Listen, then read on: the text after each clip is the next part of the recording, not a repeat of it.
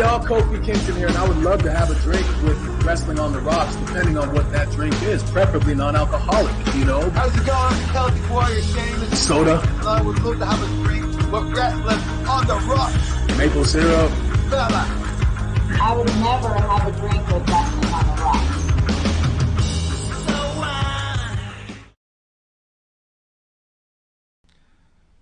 Welcome to the dive bar of the IWC. Welcome to episode 1 of Wrestling on the Rocks. I am at Ref Marsh. We are at WTR the show. With me today to break down WrestleMania 38 and the fallout, I've got with me, as per usual, the old Sports Beard. Say what's up, Sports Beard. Hey everyone, how's it going? Thanks for coming in. Thanks for coming in and having a drink with us. And having a drink with us today, our guest champion, as it were, we got Grim Reaper. Hello, everybody. Heyo. Notable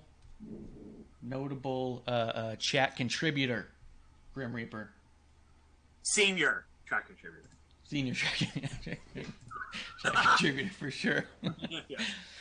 Yeah. We got Drew Cypher in the chat already saying, hey, what's up, Drew?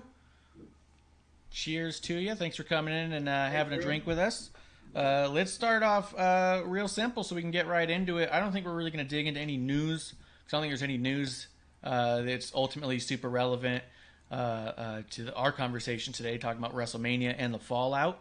And I'd rather take the time to talk about WrestleMania and the fallout. So let's dive in just a little bit. Beard, what's in your glass? What are you drinking? Oh, doing the traditional Paloma with Terramana. Gotta rep the rock stuff. Hell yeah. I brought the bottle with me because this is going to be a long episode, I assumed. It's going to be a long one. Grim Reaper, what are you drinking? What do you got there?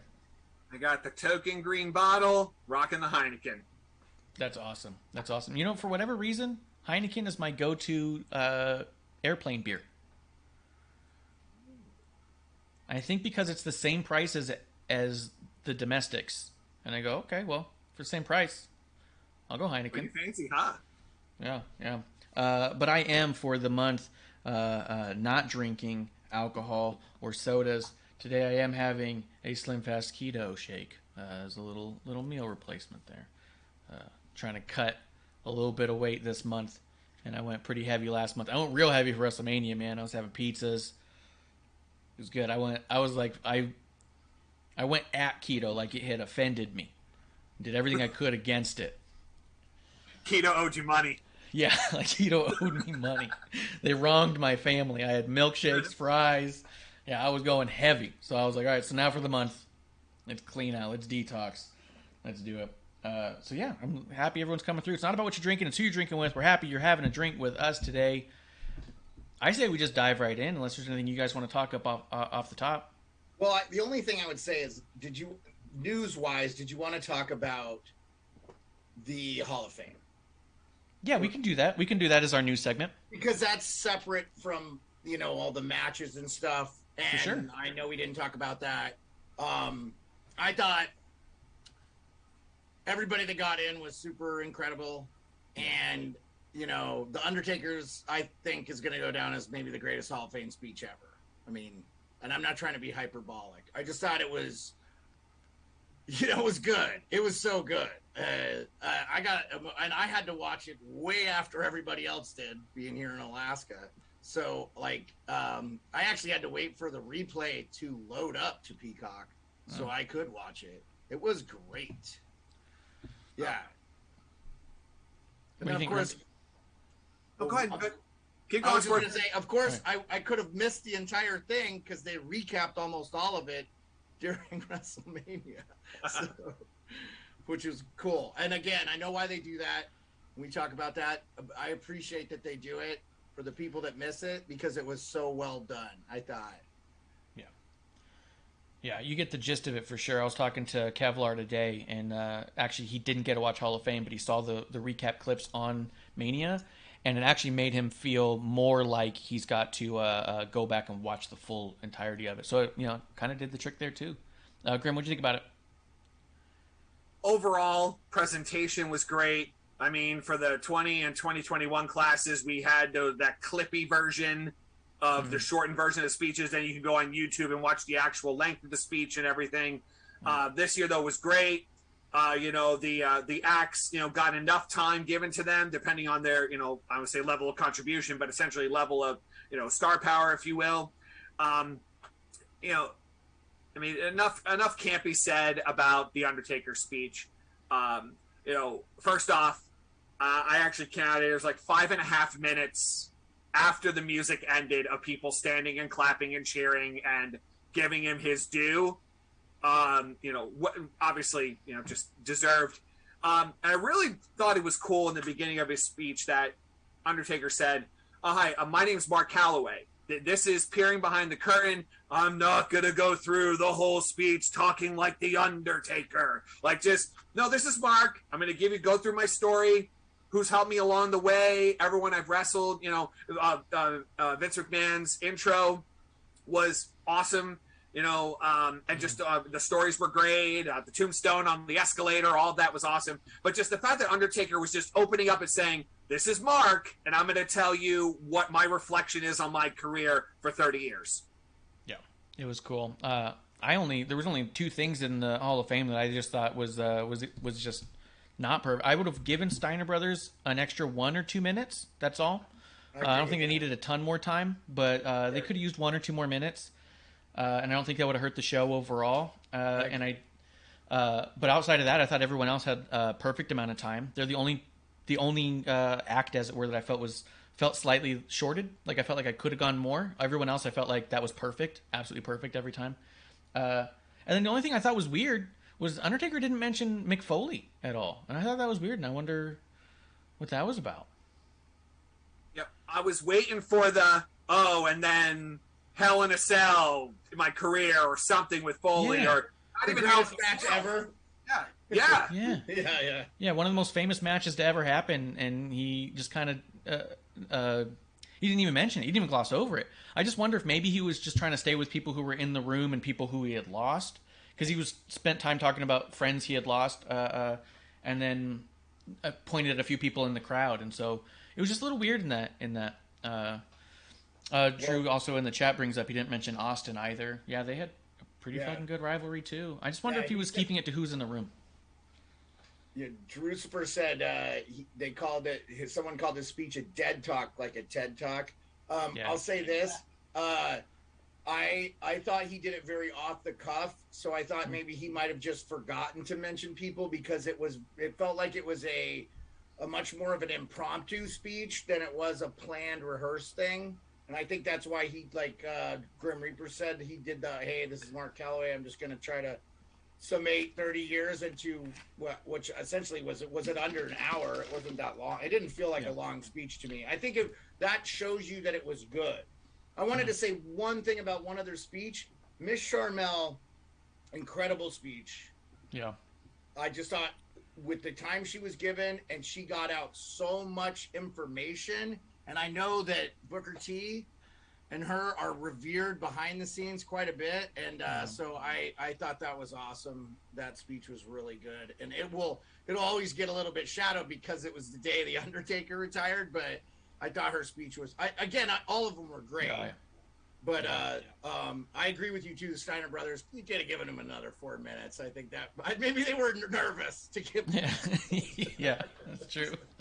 Do we have the connection on? Was the cow story just to say, hey, we were with Macho Man, it was a good time? I was trying to, I don't know if there was a connection or a punchline to that, or it was just, hey, the one time we went over and we played with the cows. I don't know if there's a connection. I heard someone speculate, and I don't buy into it, but the only speculation I heard about why it was that story was just that it was the first Macho Man story he could think of, and there is all those rumors that Vince is not a fan of Macho Man. I don't buy into that, but I do think that it was just kind of one of those. I think he just wanted to tell a funny road story, and that came to mind. You know what I mean? Because it was a non-wrestling story, and I think most of his stories are either debaucherous or in-ring related, and that might be one of his few safe, good stories he could tell of outside of the ring stuff. That's my impression I got. Isn't Macho Man in the Hall of Fame? Correct me if I'm wrong. I think so, but he actually might not be. Oh, I was gonna say, didn't he get in before he passed away too? I thought. Definitely not. No, it was. Okay. There was a video that was done. There was a video that was done after he passed away. I believe he was inducted WrestleMania. I think it was 31. It was 2013. Yeah. Yeah. Crucifer says maybe it was the only story he could tell that didn't involve a gun. Yeah, that's what I mean. Like, I think a lot of Scott's stories are debaucherous in one way or another. I think they involve alcohol, drugs, weapons, or women. And I think that he was like, "This is a safe story." Yeah. I think he's like, "Well, this is safe. I can do this." Yeah.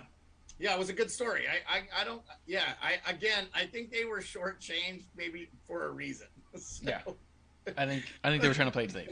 Yeah. They didn't want that going down the wrong road.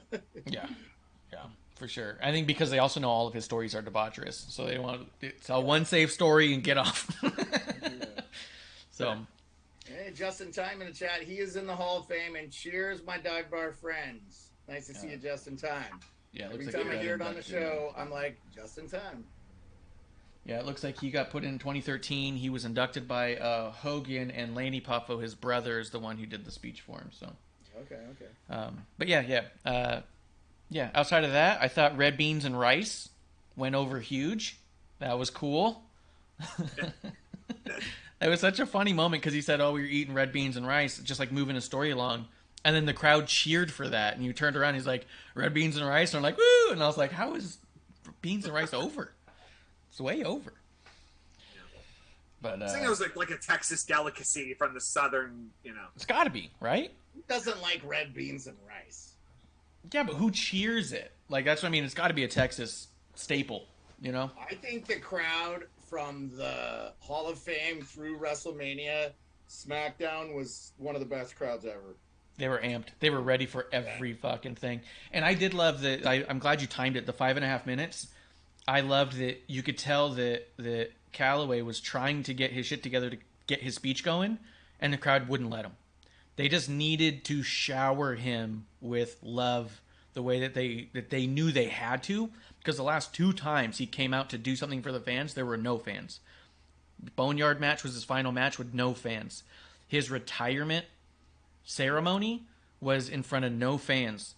And so I think they knew we have to make up for 2 years of him doing stuff for us and not being able to say his goodbyes. We have to just, like, you can project energy, and I have felt it. Like, when I was in the second row 2019 Rumble, when Becky won, you felt it like a wave behind you, just whoosh outward. It's insane when those moments happen, and I feel that crowd knew they had to push that energy down to him and help make him feel it. They understood the assignment, as it were, right? Crucifer says red beans and rice got a bigger pop than Madcap Moss winning the Andre the Giant Battle Royale. Red beans and rice is over. I think a lot of people are like, "What?" He's a good wrestler though, so like it didn't bother me. I don't know. Oh yeah. Well, and he's a heel. They shouldn't, but still, I agree and I laugh about it because that's what I mean. Red beans and rice is over, pal. Yeah. Somebody could come out as a character, red beans and rice. It'll probably be received better than Ezekiel. I'm just saying. I think if they had, a new Hall of Fame shirt of The Undertaker and the back of it's just a plate of red beans and rice, I think it would sell. Oh, heck yeah. There were two. There's something that in Vince McMahon's induction of The Undertaker that he said, and Vince has only inducted one other person. Oh well, at least recently was Austin, and then also Undertaker. And Vince said in his induction towards the end that there's no one, like, in terms of The Undertaker, no one's more deserved to be in this Hall of Fame than The Undertaker, which is absolutely true. And what he said about Austin was he is the greatest wrestling superstar of all time. So that's coming straight from Vince's mouth, just the moniker for both of them, but especially for Undertaker saying, this isn't legitimate Hall of Fame until you're in, and now you're in. Yeah. Absolutely. And I think there's also a difference between being the biggest star and having one of the greatest rivalries in Austin and McMahon. And I think that Undertaker, it's not to say Steve didn't likely mean a lot backstage. I think Undertaker took a lot of the weight of backstage on himself. I mean, we've even heard the stories of the Montreal Screwjob, how Undertaker was at the curtain. You know what I mean? We've heard about him being around and telling people before they went out, "You're going to do this thing the way we want it." Like, he was kind of an enforcer. He was kind of a guy who would check people. He was also the single most loyal. Once he got there was no turning around. They also said, I think it was on McAfee's show that Vince had mentioned, at no time during the Monday Night Wars whatsoever during any negotiation was WCW ever brought up by either party. Neither one of them ever said, "What about?" You know, it was just, I feel like that it was a matter of business, a matter of fact, and this is what I'm willing to give you, and sir, yes, sir. And I think that he was probably the most loyal soldier he'd ever had working with him, and they became so close because of that, you know? Which is crazy, because the whole point of people talk about the competition being best for the boys is the idea of being able to negotiate off the concept of another promotion paying more, and the idea that that was never part of either one's negotiation strategy. It says a lot. So yeah, I thought it was great. I thought it was great. Hall of Fame. Kev was talking to me today about it, and he said it might go down as one of the single strongest classes where there's just almost no wavering concept of anyone being because there's always a discussion that's always shitty where people are like, "Oh, does this person deserve it or not?" There was like none of that this time. Everyone who went in, people said yes, years ago they should have gone in. Every time, yes, please, yes, about time. This was a finally and about time for everyone in that class, which is awesome. Yeah, Vader's family speech was good too. Like, we didn't acknowledge nice. that, but like, yeah, very good. Yeah, Vader's was nice. Chad Gaspar's was really cool. Almost like a magical moment of television. Like, when I was describing it earlier to someone, it was like sometimes you see in movies or TV shows where they go back and they like create these like little moments that were like seemingly recorded by things, and you can tell it's pretty staged, you know. This had a level of almost feeling staged, except you knew it couldn't because everything was just that perfect, and it made it, I think, even that much more powerful that his whole life and his whole relationship with his kid was almost so strong and perfect that if you didn't know any better, you'd swear it was staged. You know what I mean? Like, that's awesome. It's so cool. All those social media clips, you know, Instagram clips and everything, just all those videos, you could just see the love was pouring off the screen. You just knew it. And I mean, that is the ultimate sacrifice, you know, protecting your child the best you can, even if that means for, you know, giving yourself up. And he did that. So yes, for him to be enshrined in the Hall of Fame as a Warrior Award winner, you know, he deserves it. Yeah. Trucifer said, from the point of Taker was told no one will ever pay money to see you, he had a point to prove. Yeah, he had a giant chip on his shoulder his entire career for it, I'm pretty sure. Yeah, and he was never going to have someone pay to see him for someone else ever again, especially not the company that told him no one would pay to see you. You know, so. But yeah, no, Hall of Fame was awesome. Really loved it. I thought it was a great start to the weekend, to be honest. Like, I know SmackDown was a lead-in, but it really felt like Hall of Fame was the lead-in to me. You know? Yes. Yeah. I almost don't remember anything from SmackDown because of how great WrestleMania was. Yeah, I agree, dude. I don't have a single note about SmackDown. I was just gonna move through it because it was a setup for Mania to get you excited for Mania. I think it did just fine, but I don't think there was anything that was any more standout than What happened here? Here we go. Hold on. I'm getting a few things. All right, cool. Well, let's talk Mania. Yeah, let's do it. Let's see. So it did start out with the Usos and Boogs and Shinsuke, and this was one that was kind of heartbreaking to watch because I do feel like the way that it played out. Obviously, Rick Boogs knee buckled, he tore his quad and his patella, rolled out, getting medical attention, and you can see the Usos and Shinsuke and the ref all talking to each other a lot because they're trying to figure out what are we doing. And then quickly thereafter, they finish up the match. The Usos win. And I feel like we were watching in real time a conversation happen of what do we do because they were supposed to win. I feel like after that, it looked more poised than ever that Shinsuke and Boogs were going to win that match. But then clearly that was going to be a problem. So, yeah, it would have been hard to say they won without Boogs. But I think just watching it, I knew right away. I remember telling you we were doing the live stream. I go, oh, I think Boogs is hurt. Like right when it happened, I go that. And McAfee has said several times on his show this week that they shouted out Monday, and then today they talked about it again. The Boogs has apparently done that like two people thing like a bunch of fucking times. Yeah. So really big, huge bummer that happened. I think maybe people probably, if you thought that was an ominous moment for the thing, it totally wasn't, because everything else. I mean, I know we think there was one more injury, but I don't know. It was pretty darn good. Yeah, and it was a rough start. Go ahead, Grim.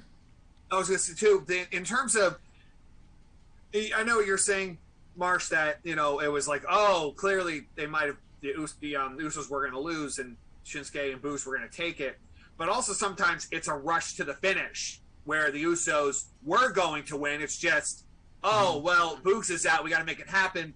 As sports media, you were just saying earlier about the other potential injury with Roman and Brock. We'll get to that later on. That could have been a rush to the finish as well, based on the result that was needed. But just overall, the tag match was good. Usos are always solid, and the picture of all 4 titles in the Bloodline right now looks pretty awesome anyway.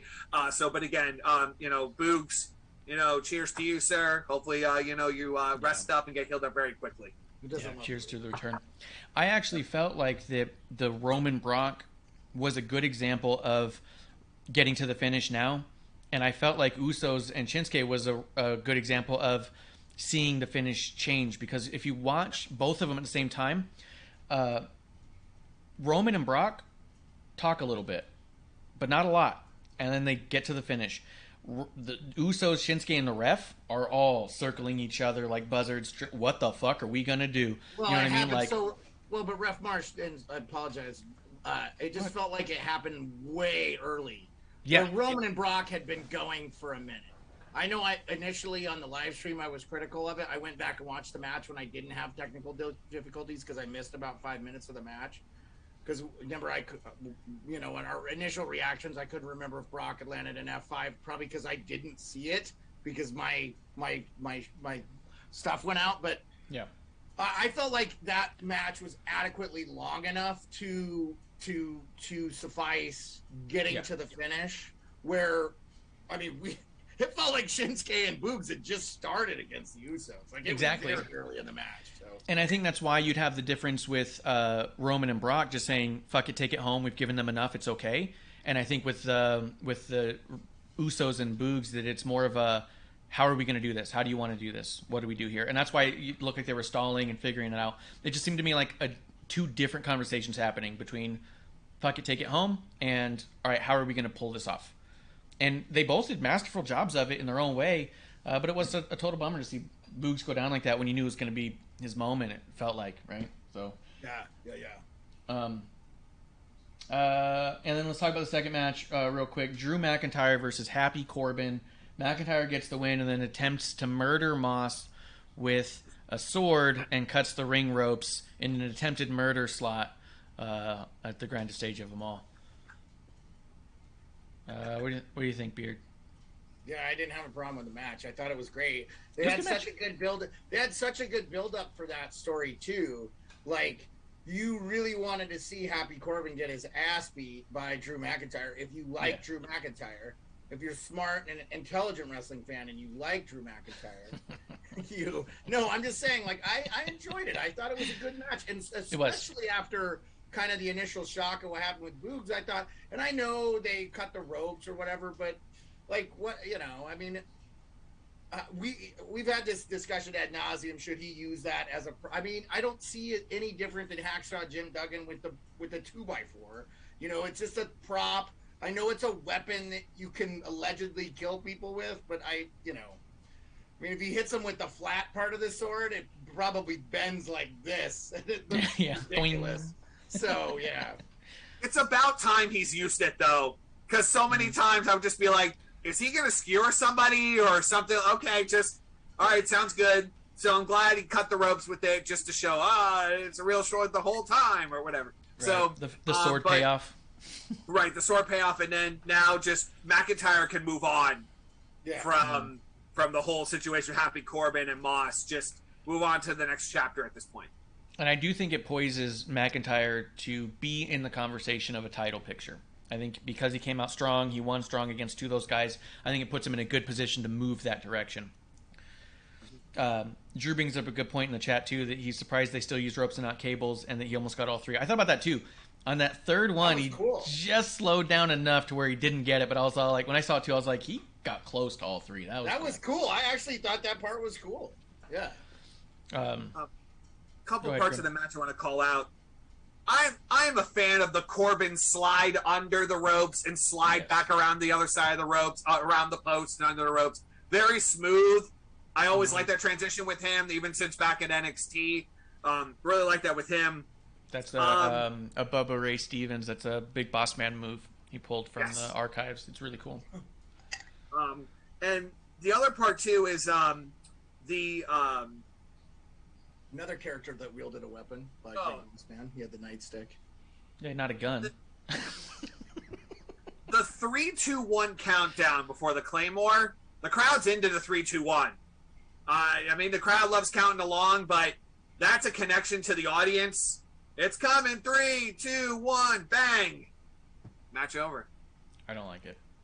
I love it. I think the crowd loves it so much too. And then they were so into it. And I think anytime you can get the crowd into it, it's not any different than Shinsuke coming out with the guitar. I know Ref Marsh's criticism of it is, it's hey, I'm about to kick you, and I'm going to count to 3 really effing slow, and the whole crowd is going to do it. And I get it, but like, there is something to being a little bit theatrical in the ring as well, which is very much like classy Freddie Blassie, like old school wrestling type stuff. So HBK tuning up the band. Yeah, exactly. If you liked HBK doing it, but you don't like it, it's just because he hates Drew McIntyre. No, I didn't like HBK doing it, first off. But secondly, the difference between HBK doing it is he's stomping on the ring apron. It doesn't have to necessarily be I'm counting down to I kick you, and the crowd's not counting around too. The crowd's not going like he's gonna kick you, and the person goes, oh, I guess I better get kicked. Like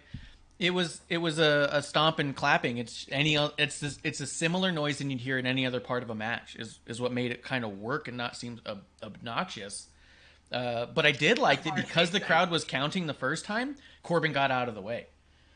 Yeah, because he didn't look, so Corbin was able to utilize that and make a smart maneuver as a performer and say he's going to get out. And then the next time he did it, he was so beat up that he couldn't do anything about it, which was kind of nice the way that he played that. Andrew says Randy Orton with the fist pounding. Like I said, those are all noises you would hear otherwise. This is literally an announcement. This is an announcement over the intercom. I am about to do my move on you. That's what annoys me about it. Is it's not just. I'd rather he be clapping than counting. You know what I mean? Like anything that sounds like a noise you might otherwise hear. I would be fine if he had a bell that he was ringing, a triangle. But the crowd is the one counting. Yeah, and that's what annoys me. Because the crowd, they love it. The crowd, 100,000 people screaming he's going to kick you, and then the person goes, "I better not move." I don't know. I will say though, overall, it was a pretty good match. I just didn't like the McIntyre kicked out of the end of days, but I did appreciate Baron Corbin's playing off of that moment because it was one of the few moments where you see a performer land their finish and showed total shock that it didn't end the match, and it actually makes sense. Because a lot of times people will kick out of a bunch of stuff, and then and every time they're like, how could it be? Like Ruby Soho is probably one of the worst offenders at it, where her and Adam Cole both, they'll do a move that's not even their finish, and the person kicks out, and they just over-exaggerate, like they're being scared with a chainsaw that this person didn't stay down, and you're like, you've literally never won with that move before, and you're acting like this is the most shocking thing of your life. It's a little weird. Corbin was able to play off the fact that no one had ever kicked out of the end of days, and he had this like, what? And he looked at the referee like, are you sure it's not your fault? Because I know that move works, right? It was a cool moment for Corbin, but I don't like people kicking out of finishes too much, and I liked how protected his finish was. More of the, I remember when Cactus Jack kicked out of the pedigree Royal Rumble 2000. Triple H flipped out at Earl Hebner like, are you kidding me? Are you kidding me? First time everyone saw him kicked out of the pedigree. Huge deal. But that was a heavyweight title match. one of the bigger matches of Cactus Jack and Triple H. You know, the moment called for it. Yep. To kick out at End of Days in an opening match of WrestleMania. I understand it's WrestleMania, and I understand also this is the end of their feud. Hopefully, end of their feud. Maybe it called for it, but I don't know. I'm still out to lunch on it, like you are, Marsh. Yeah, even with Cactus Jack, and then I'll go to you, Beard. With Cactus Jack, when he kicked out of the pedigree, a lot of that was also trying to put over how goddamn tough is Cactus Jack. What is it going to take to put him down? Because it was putting over how tough Triple H was. They needed to give a legitimacy to Triple H on a hardcore level, and so it was important that a guy like Cactus Jack not go down yet, especially after we'd seen Cactus go through so much other stuff. In this one, it was a pretty light match in that regard. It wasn't so hard hitting. It wasn't a ton of weapons. It wasn't like the heart of two lions facing off. It was a grudge match of two people who were having a match. Like, I didn't feel like it quite called for it yet either. I feel like I would have liked it from a bigger moment. Beard, what were you going to say? Yeah, Drucifer says, he just remembers when a DDT and one super kick used to do the job. And I get that. Here's what I'll say as devil's advocate. I just feel like a lot of these guys have limited move sets now. Very few bring their own finisher to the table. It's an imitation of something else, you know. Kevin Owens, anyway, who's great, by the way. Nothing, but I'm just saying, like, you know, I think that's why you're seeing that a lot. Grim Reaper is I don't think the finisher means what it meant 20 years ago, 15 years ago, even 10 years ago. I think that I'm not saying they're less talented, but don't get me wrong there. I think they know more, but they're not doing as much. They're not taking as big a risks at times. So I just, you know, I didn't even notice that was his finishing move because I hadn't seen Corbin wrestle in such a long time. Yeah, that was the other thing too, you know. So, So Corbin also, he did something they used to do a lot, and I'll even harken it back to the single super kick, the Shawn Michaels thing. When you watch, I think what happened was I feel like that Shawn Michaels and Triple H changed the industry at a certain point where using your finish in each match became necessary, where it didn't always have to be that way. If you watch Shawn Michaels right at the beginning of when he wins the Intercontinental title as he's moving over towards the World Championship, he oftentimes wins with moves that are not the super kick. He used Sweet Chin Music when the other move wouldn't do it, and this was like his back pocket, kick your head off kind of a deal. And if he just couldn't do the thing, that's how he would do it, and that's how he won the big matches in the big moments. But a lot of matches used to get won by roll-ups or a secondary move. That's where the signature moves came from. Corbin actually did that, and it wasn't the End of Days. What was the other one he does that... The deep six, he would win a lot of matches with too, so that way he could do a deep six. Someone might kick out of that. He might then do the thing, or he'd win with the deep six. You never saw the End of Days. Like, he was good about balancing that. I think because we were toying with who's going to and when. And like I feel with Graham, just didn't feel quite important enough. I wish a title was on the line, or I wish it was like a no holds barred match, or just something a little bit more. But I agree with you too that they do stay limited, and they do all do their finishes every match now, and it didn't used to be that way. So they have to play with that some way. Oh, I feel like, at least. And then there's some people where they kick out of every finish every time. Like that was my big complaint with NXT with Adam Cole, is I never saw his finish work. He always had to do it like 3 or 4 times, and I was like, why doesn't he do a move that's more powerful? It seems like it's not a good move. Like, but because they thought the storytelling was in that they didn't go down for this important move, but they did it so much it watered down the move. So I think there's a balance. We probably won't see someone kick out of the End of Days again for another year or two, and we'll be okay again, you know? Yeah. Because Drew's supposed to be a big badass. He is a big Scottish warrior, and I think that does help him. It does help his story, and that's what I mean. It does feel like, to me, it poises him for a world title shot, at least, coming up. Man, I didn't want to go through each match, but all these matches are so goddamn good, because right after that, we got the Logan Paul stuff. Yeah, that was a great match. And I got to say, like, I know a lot of people hate him. I am not one of those people. That was incredible. I also love The Miz. I know you despise The Miz, Ref Marsh. I think he's one of the greatest heels of all time. I think by the time he retires, people will revere him. And he's already been doing it for a good long time.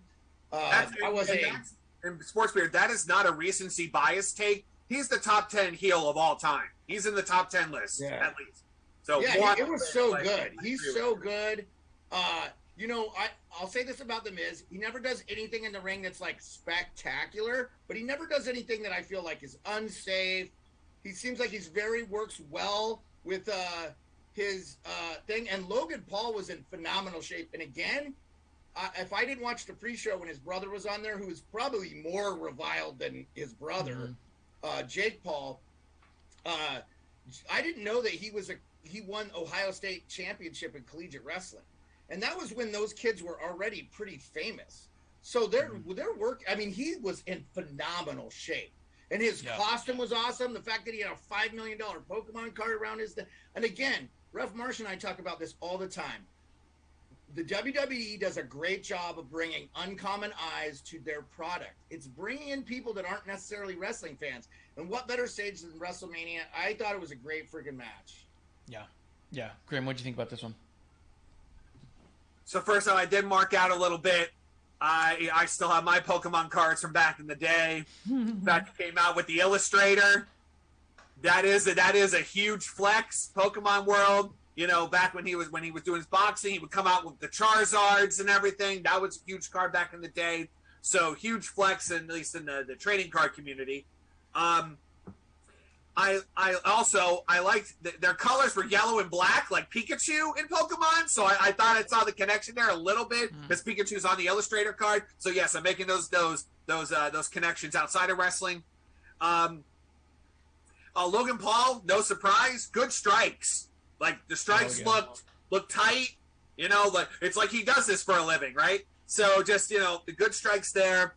I think Dominic is becoming more smooth in the ring as the months go on. Obviously, his dad is on top, but his Asai moonsault he did was pretty awesome. So I think he's getting a little more crisp, a little more smooth, and maybe like the nerves aren't as bundled as they were when he joined up, about 18 months ago or so. And then just the and then of course, Logan Paul has to get the heat on, doing the Three Amigos, trying to get everyone, taking that away from the Mysterios and everything. That was awesome. Yeah, the shake with the frog splash. In terms of the match, just overall good. Yeah. I've seen a lot of people compare Logan Paul to Bad Bunny in this. And I actually feel like that's not the right comparison. I feel like that we really should be comparing Logan Paul to Pat McAfee. Because the thing about Bad Bunny, and here's the difference. Bad Bunny put on a celebrity match with flashy moves to make people know that he cared and he was trying and working hard. And it was successful, and it was a lot better than anybody expected it to be, than it had any business being. But it was a lot of flash and a lot of smoke and mirrors to make it a big celebrity wrestling match that felt like a celebrity wrestling match. If you'd put a mask on Logan Paul here, you'd swear this is a guy who's been not doing it for decades, but a guy who's been doing it for like 2 years, maybe 3 years, and getting the first time at a big stage. Like, he came off as a young wrestler, not as a celebrity trying to make a splash. Yeah, and that was crazy. I think we all thought initially that was going to be that type of celebrity match sort of thing. And yes. I don't know about you. I thought the Mysterios were going to win. Not only did that not happen, then we got the Miz turn on Logan Paul. I thought it was an incredible match for what we thought it was going to be. I mean, I thought it was going to be a shiny piece of poo, and it was just awesome. It was a great match from start to finish. I couldn't believe how it was such a good wrestling match. Because we're just watching going, this is good. Go. Yeah, sorry. I did want to chime in one thing about Dominic Mysterio. I was not a big, I was a little on the fence about him when I first came back. He gets better every match. I agree with Grim. He gets better every match. Yep. And that dude's gone through a masterclass. If you look at all the matches he's had on the way up, they're pairing him with the greatest people they can ever pair him with. And he's learning. He comes off like he's a sponge, doing his best to get better every time. And I think it's awesome. Also, how cool is this for Rey and Dominic? Just to do this, just to have this. There's a really good chance this goes down as Rey Mysterio's favorite moment of his entire career. You know what I mean? Just because he got to have that moment, that entrance with his son. Yep, Really cool. we talked about that in the live stream, and because we don't know how much longer he'll do it, and I agree. I agree. All right. Yeah, I just thought it was awesome. Logan Paul's doing great. What do you think about? I want to know what Grim Reaper thinks because we already heard about Beard. You like that Miz turned on him because you like Logan Paul enough. You think you're going to be able to cheer him. Grim, do you think the wrestling community is going to be able to cheer Logan Paul, or do you think you? Because Logan Paul has said he does not want to be a heel. He wants to be beloved. I think that's an uphill battle, but I don't know. Especially considering how well we thought he did doing the heat spots like you had already thrown out there. He's a natural at getting heat. What do you think about him wanting to be beloved and the Miz turn? It's going to be, the Miz is a maestro with the mic. It's going to have to be that. The Miz is going to have to serenade and, be the maestro, making the people. It would be more of people hate Miz more than Logan Paul. So, all right, I'll cheer Logan Paul because I hate the Miz. It's going to start out that way just to get some type of cheers going for Logan Paul. Where it goes from there, might it fall flat like it did for Rousey? Cheer in the beginning, and then, oh, wait a minute, no, we're supposed to be booing her. She's supposed to be this badass. Maybe it might go that way, but it has to start with the Miz, essentially, polar, the reaction is a polar opposite because it's the Miz to cheer Logan Paul. Sort of like how Braun Strowman accidentally became a babyface because they put him in a program against Roman when people did not want to like Roman. Yes. Yeah, I could see that. This is going to be completely relying on the Miz. So this might be the biggest testament to Miz's abilities. If this works, it's all because of the Miz. If it falls flat, it's because not even the Miz could do it. And to couple it on to Monday Night Raw, he beat Dominic in 1:40. Skull crushing finale, match over. Veer shows up. Miz moves on to the next chapter. So I could see maybe a SummerSlam match between the both of them to move on to the next part. So Miz is moving away from the Mysterios at this point. So the next chapter should be Logan Paul at that point. Oh, yeah. I have a question about that since you brought it up. And I don't know if we'll get to it.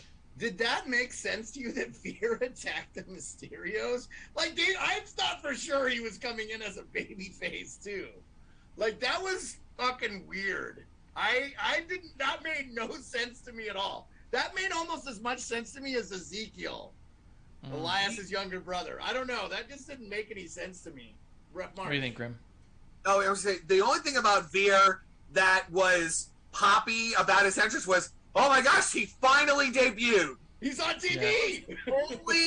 The only thing, it was just the beginning pop, and then outside of that, he has bad guy written all over him. His facial expressions, the way his promos were set up. Outside of the joke of when is he ever going to, debut, he is a bad guy. And what better way to make your mark as a bad guy than to attack the Mysterios? So they already strapped the rocket on him at this point, at least to get him in a program with them. I was hoping they never debuted him, and he just got promos for 5 more years. Yeah. I agree that I thought it was really weird.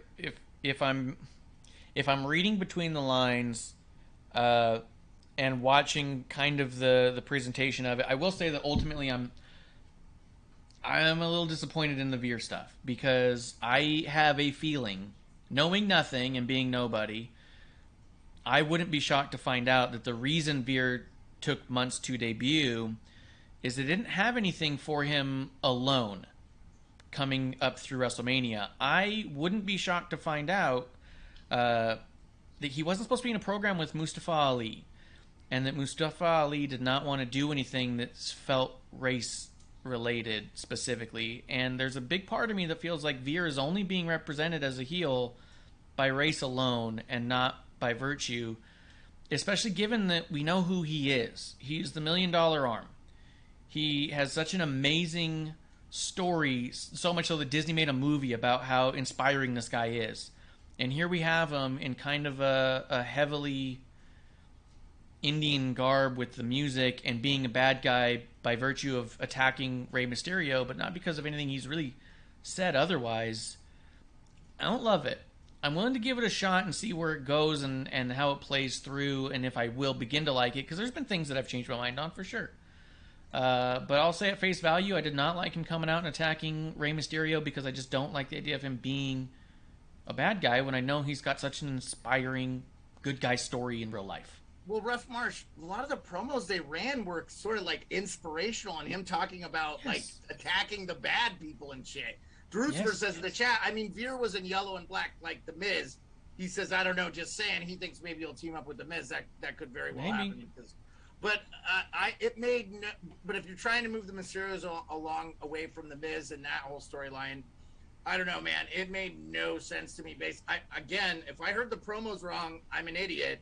But it just felt like this guy was not going to be a heel. He was going to be a babyface when he came on the scene. I thought he would come in and save the day or some shit, which I know has played out. But I get it, but like it didn't make any sense. I think we could spend a lot of time breaking this down. I don't want to. That's true. And I will say it's played out, but it still works. Like look at Xia Li.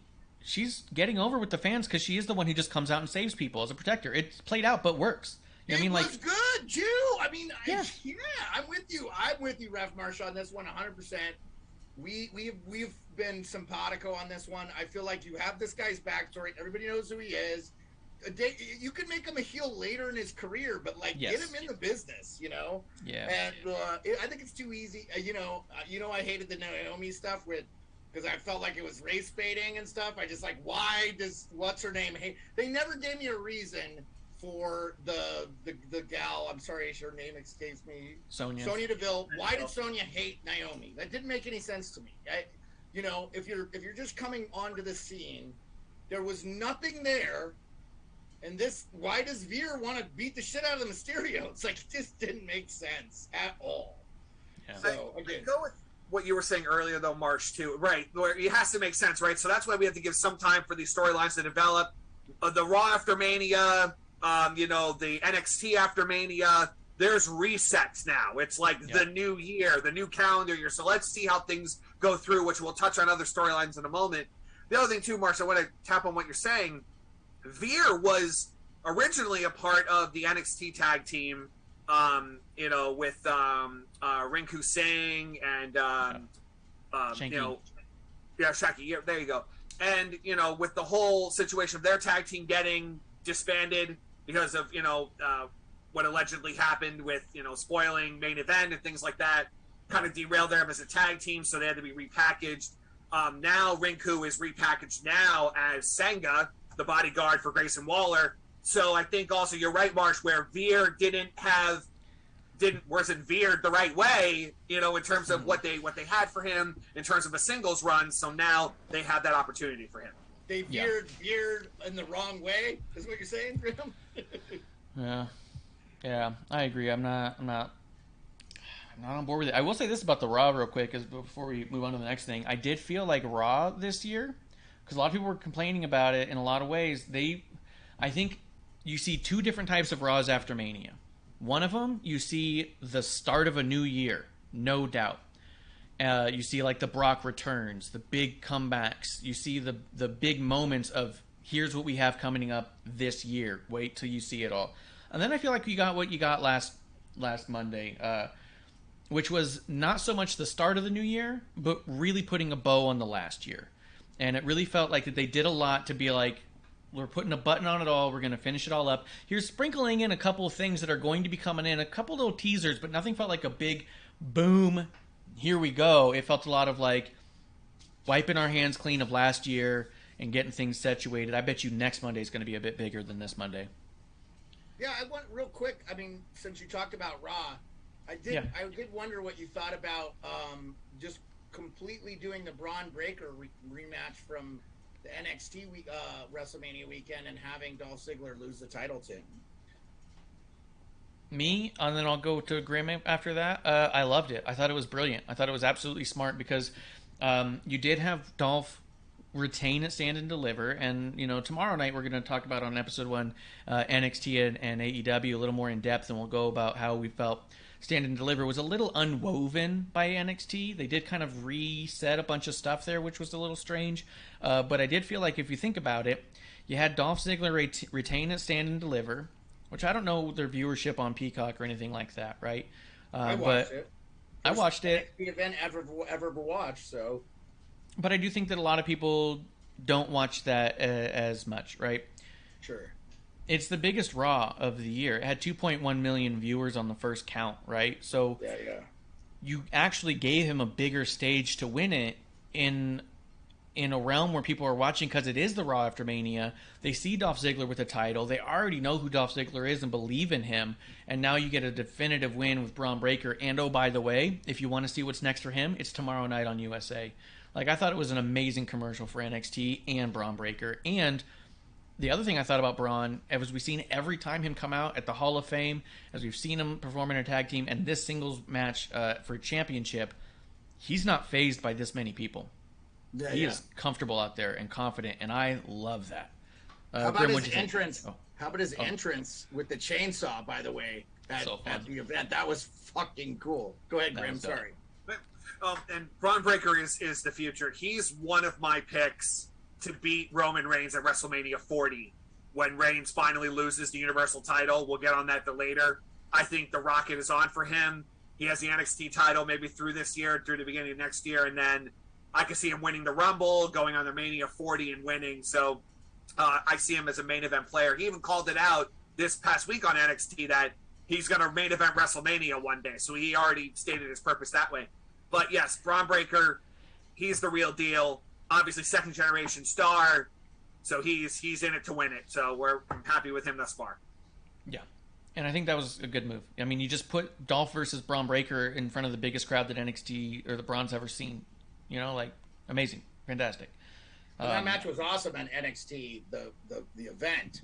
Yes. I thought the first match was better than the second match, but I understand exactly what you're saying. They used the platform of Raw to put Braun Breaker over on a bigger platform.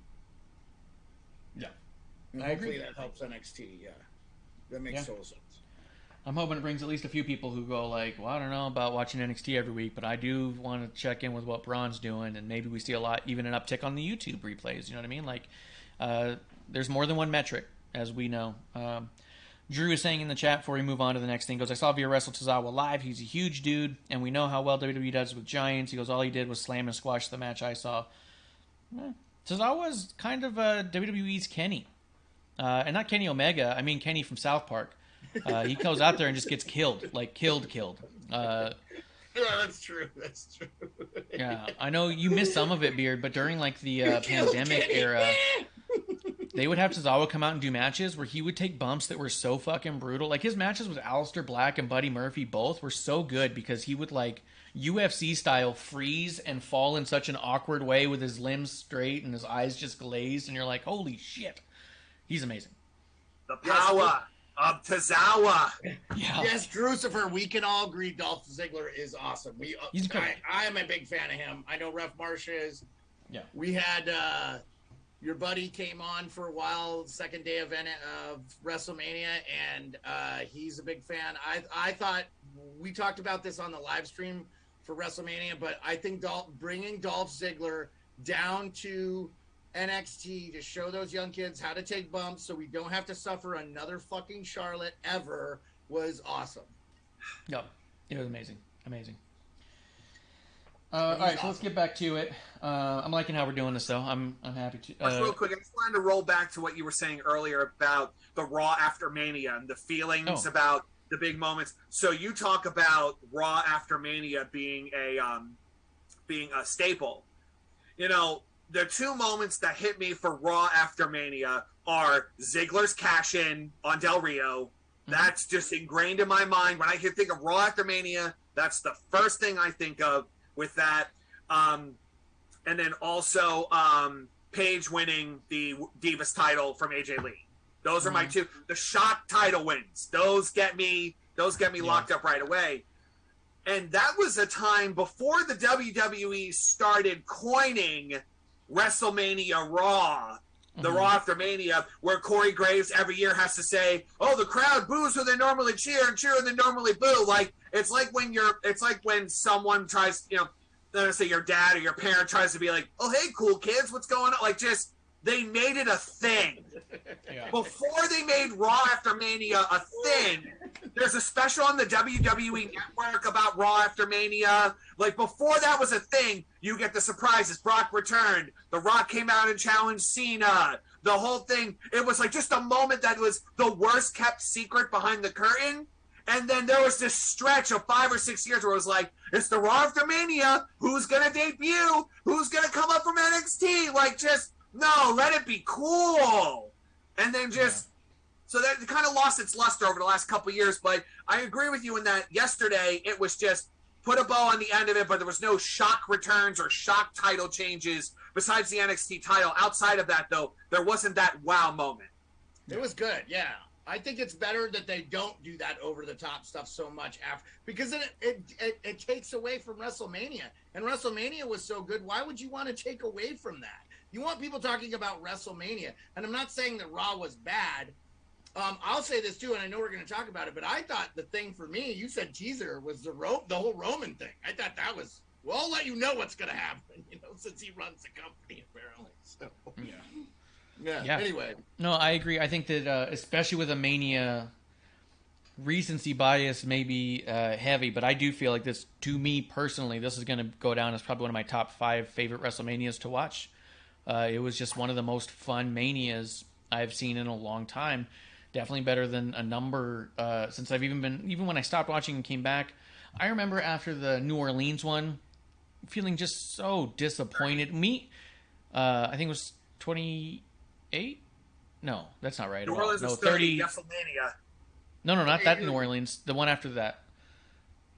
31 the one with, in California. The one with Sting and Triple H. The one in New Orleans with like where Nia Jax won against Alexa Bliss 34. And 34. Because I remember me and Kev were talking about going because for one we love New Orleans and we thought WrestleMania, how cool would this be? And I remember we ended up not being able to afford it, and so we watched it together at his house. And I remember almost every match we looked at each other like, fucking Christ. By the end of the show, we said, thank God we didn't go, because we were so disappointed by the entire show, top to bottom. This one, everything was getting cooler and cooler by the second. It was insane. This one got us talking about LA. Start saving for LA, right? Yes, exactly. Where after the New Orleans one, it was no longer like, hey, should we go next year? It was like, maybe we should wait and see where it's going next year to see if we want to. Like, you know what I mean? This was one of the ones where you regret not being there. And so I think it was just amazing. So yeah, maybe after those type of WrestleManias, maybe you do slow down Raw so people can still simmer on WrestleMania. Maybe. After that, we did end up, let's get into it, Becky Lynch versus Bianca Belair for the Raw Women's Championship. I mean, one could argue the best match of the weekend. And I don't think anybody would disagree with that. What a fucking match. I think, too, just like Becky Lynch's ability to get her opponent over is going to be in the annals of wrestling history on how to do. This is how you do it. If you watch a how-to video on YouTube, they're just going to use Becky Lynch doing what she does best, Yeah. I feel like Becky and Bayley both, you could study on how to make the opponent be important. And I do feel like this one, Becky and Bianca, was an 8-month storyline that had a 4-year build because you needed the rise of the man. You needed the disappearing. You needed the return of the man and big-time Bex to create a platform so big that you could launch Bianca off of. I'm not saying that WWE knew 4 years ago that they were going to use Becky to get Bianca over, but they knew what they had, and they knew the importance of it. Becky Lynch has talked about in an interview where she had pitched and wanted Shayna Baszler to win against her at WrestleMania 36? 37? 36. She wanted her she wanted to lose to Shayna, and Vince wouldn't let it happen. Vince said it's not time. And people even afterwards were like, oh, it should have been Shayna. You could have made a star out of Shayna. As good as Shayna is, do you think Shayna winning there would put her on a bigger platform, a bigger pedestal, and a bigger trajectory than Bianca is now off of this win? Sometimes you have to wait and be patient and say, as much as this could be good for Shayna now, it's going to be bigger for someone later. Becky's rise was such that to make someone else a giant star, not to cripple a potential star, like we'll talk about in the next match. or a couple matches. But Grim, what did you think about Bianca and Becky? They were in a fight. There were rough strikes. There was ugly, muscly move, like just Bianca muscling her up for KOD at the end. The struggling muscle, not the perfect. All right. It was like at the end of all the way through the match. Every strike, every hold, every move had a purpose. Yeah. We're out to fight each other. Bianca had to get over losing in 30 seconds at SummerSlam and getting suckered out of her title, and just all the emotion, her winning, just pretty much just the crescendo was their match. It was the end of their feud, for that was going on for 8 months. So I felt like it's the connection. Just a couple of call outs here. Bianca's entrance was solid with the Texas Southern University band doing her beat. Okay. Cool. I also liked the first 30 seconds of the match. Kick, manhandle, slam. Oh, it's going to be over. Yep. Oh no. Okay, she kicked out this time. Bianca did a deadlift while she had Becky in an arm bar. Just lifting her up, just crazy strength. Bianca's 450 from the second rope was legit.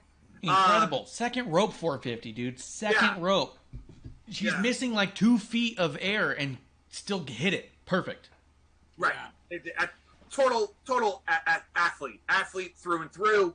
And then the manhandle slam on the stairs at the end, because they were ramping up the match as it was going. Like, what do I need to do to beat the other person? They were just ramping up clearly.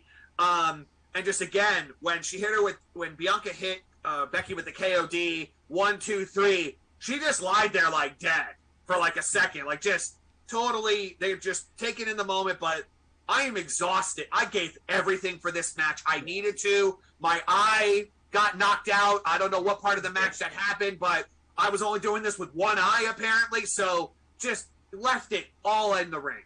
It was a moonsault or something, right? Yeah, it was Becky was trying to do, I think, like a senton or something off of the top, and came up just short and hit the heel of her foot right in the eye of Bianca, and you could see it swelling shut as it was going. And I even said during the match, I can't wait to see Bianca tomorrow night when she's bruising. She's feeling like a badass. And it was brutal. It was brutal. Yeah, you called it right. Ref Marsh saw it right away, and they replayed it on the thing too. It was. I'll just say this. I think I am always going to use this match as an example, because when I came back for reference for you, I have to do this for everybody that comes on the show, Grim Reaper, is that I came back around SummerSlam for the first time in like 17 years. And I watched a few weeks before SummerSlam, and I really liked Bianca, and I liked her character. I'm like, oh, this is cool. But I said, I don't understand what they're doing. And Ref Marsh is like, relax. They're going to put her over bigger than ever. And so I'm going to use this eternally for when I am being impatient and not liking the story, to be like, oh, remember that time Ref Marsh told me just to chill the fuck out and just enjoy the show way back in the day? Because then I got what I got at WrestleMania. This match was everything that Charlotte and her weren't the last time they matched. What a great match. I could spend months talking about how good this match was. I don't want to waste any more time. It was so fucking awesome. I love the haircutting thing. I said the haircutting thing was the best thing I've seen since the Attitude Era stuff. That was so awesome. I loved it.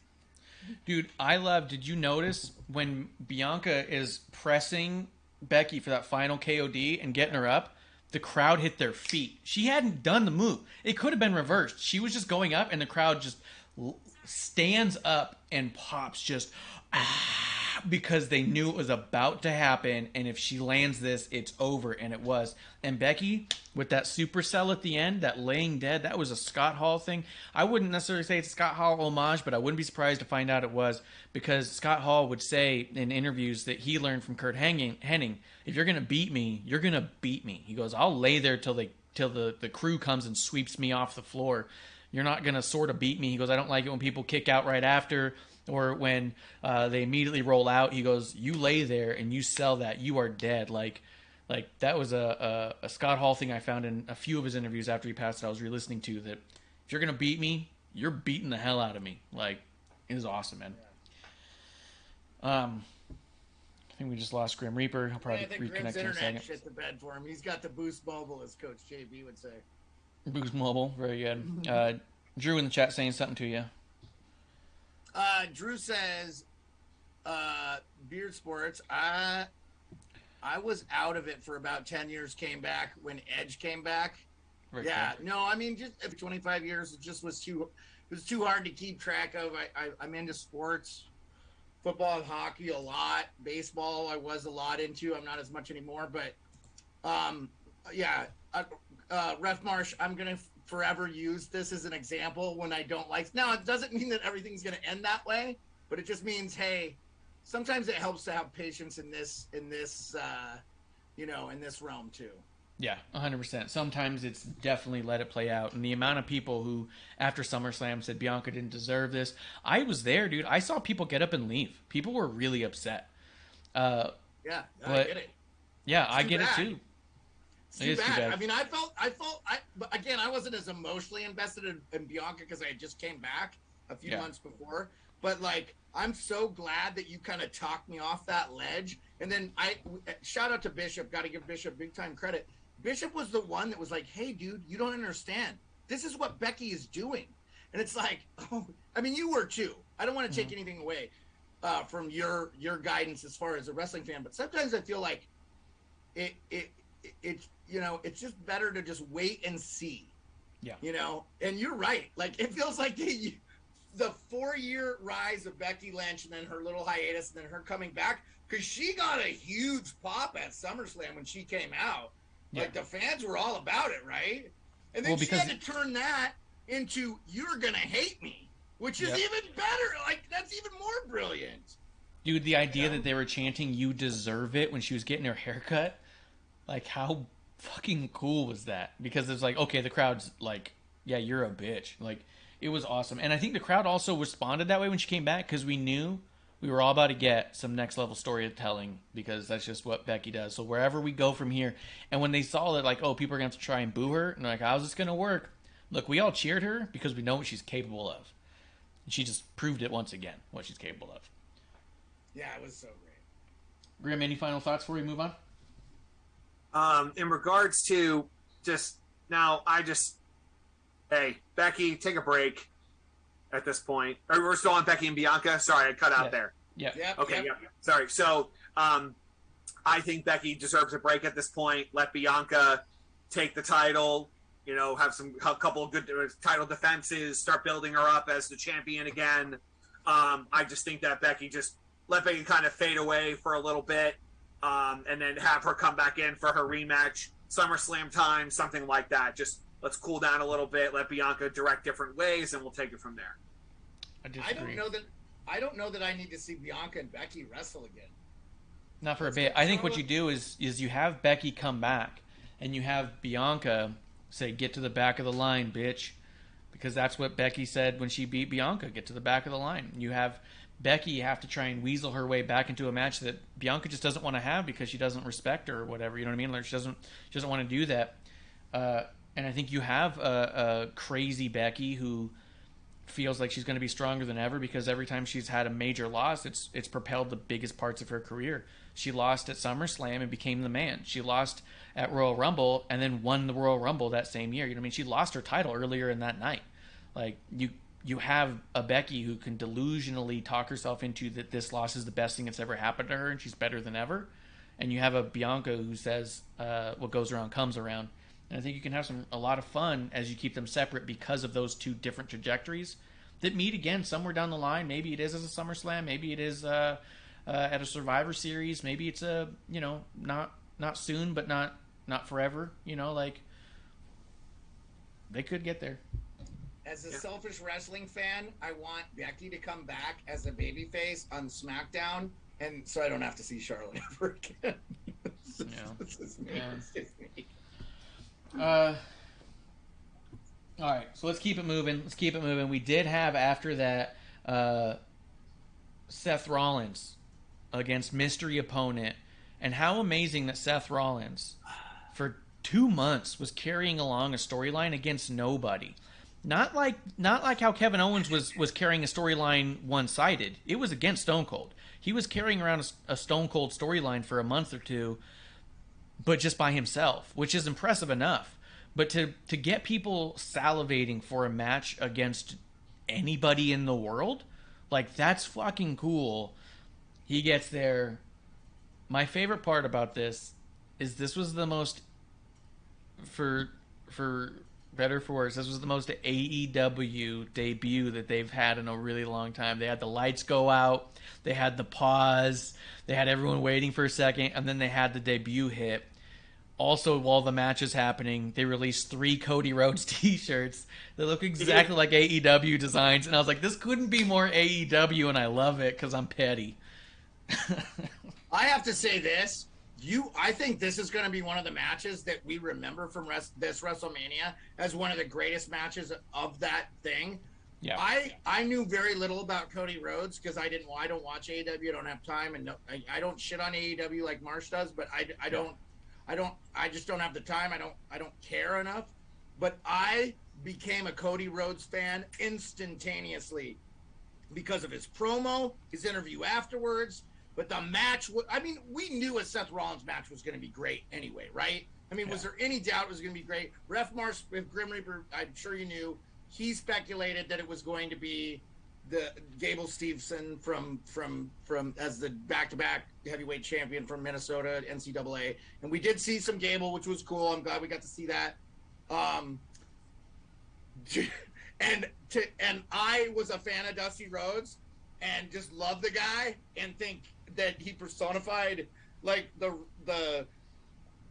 being on the mic. I'm forever a Cody Rhodes fan now because of this whole thing. And it's not just the match, it's everything that goes along with it. I don't want to beat it ad nauseum. I will be buying one of those shirts. If you want one, Ref Marsh, you get one because I loved it. Graham, what'd you think?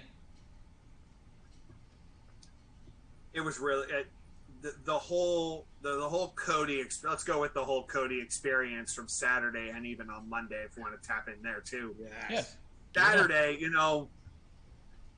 just seeing just like you said, March, the AEW entrance. That's essentially what we got. Cody brought all the AEW luggage and brought it with him for the entrance, for there's another First Family of Wrestling. Like, just the whole thing, the American Nightmare moniker and everything.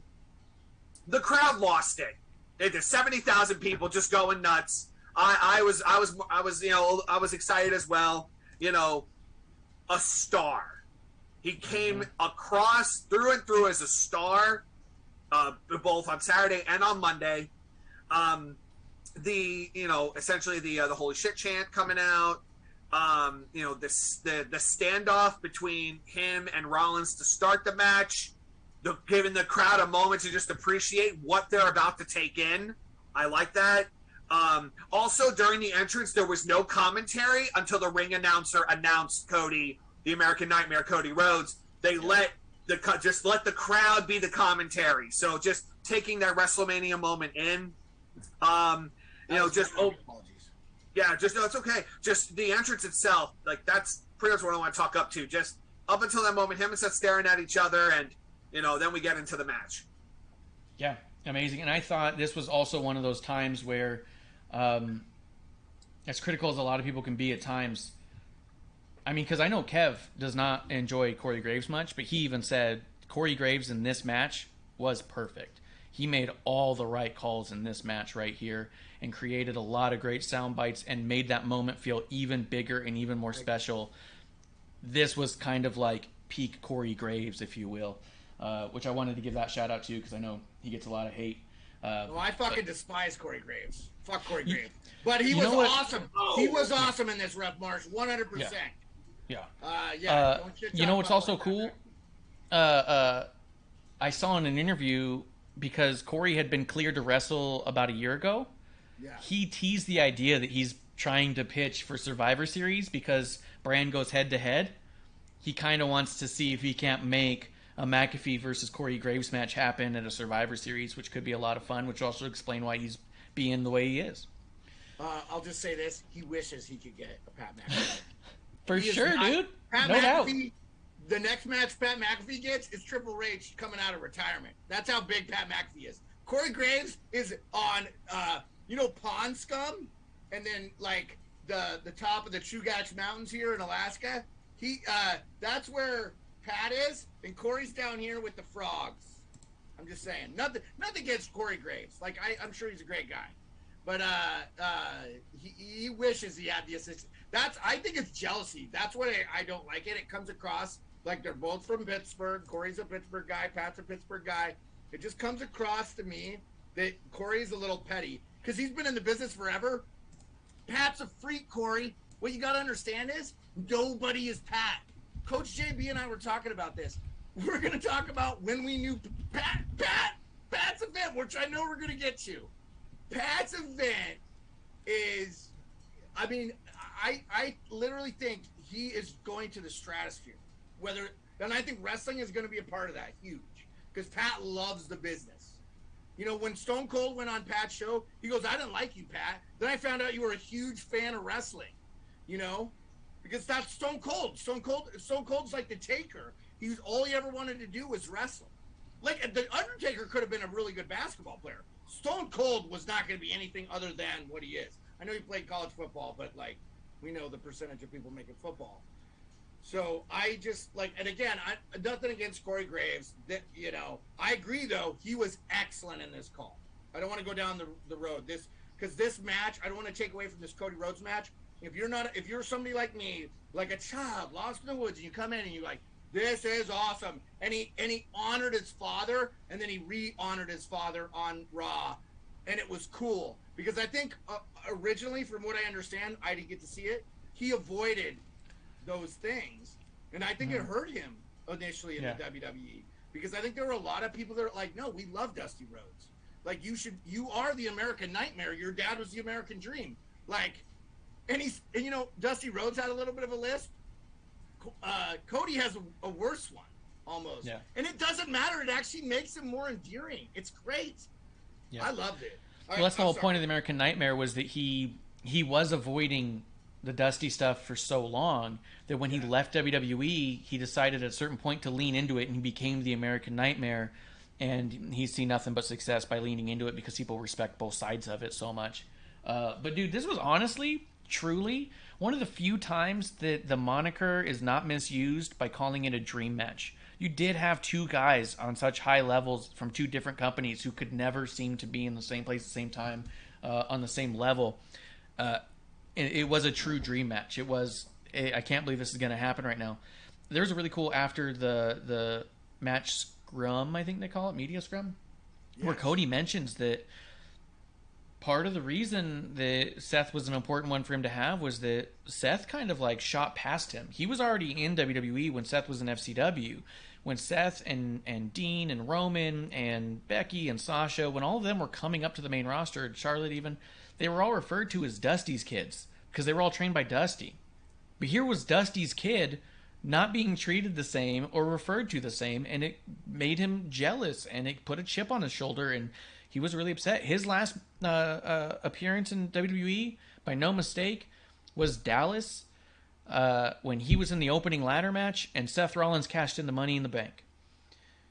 He walked away from there and said, "Fuck this!" Like, right? Like there was some jealousy on his part too. Exactly. Yeah. Exactly. Yeah, it was cool. I felt like he spoke glowingly about Seth Rollins and that it meant a lot to him. Like I don't feel like there was any pettiness there. No. I actually felt like there was so much emotion behind that interview, like you were talking about. It made the match even better for me. Yes, and because and that's what I mean. Like because he's grown, he's matured in a lot of ways, and he respects Seth in a whole different way. Where at the time it was a lot of younger jealousies. Now he can look back and say, yeah, Seth was ready faster than I was. Seth was open to who he was going to be quicker than I was. And now he can get there and be like, but that doesn't mean I'm not there now. And I'm definitely there now. And I want that to be known. And it was awesome. Dude, this whole thing, I watched this match several times. It's the only match so far that I've gone back and rewatched a couple times. That's awesome. Yeah. because I couldn't believe how much I was into it. Because we've been really critical of Cody. We loved everything he did when he first got to AEW. My favorite AEW moment of all time is the Double or Nothing brother against brother match. The build to that, I still think nothing's topped that since then.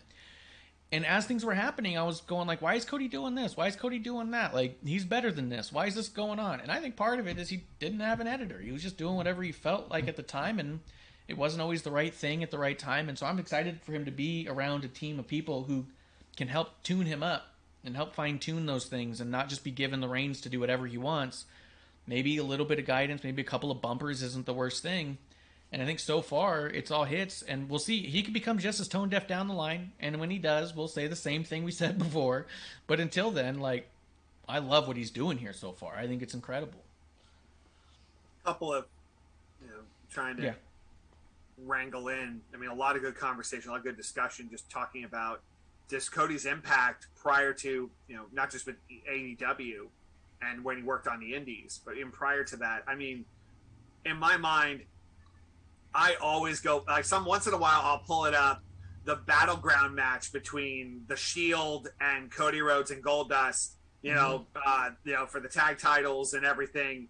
Rollins did the deed. Cody pinned Rollins to win the titles then, and that was just so emotional. You had Dusty Rhodes doing the bionic elbow on Dean Ambrose, and like, I remember, like, that was the last great memory I have of Cody in WWE, is that match. When do I remember a battleground match? Anyway, that even battleground was a pay-per-view, but that match there, and then getting back to the match with at WrestleMania, I mean, just, Sports Beard, you said earlier the odes that he did. So he did the bionic elbow.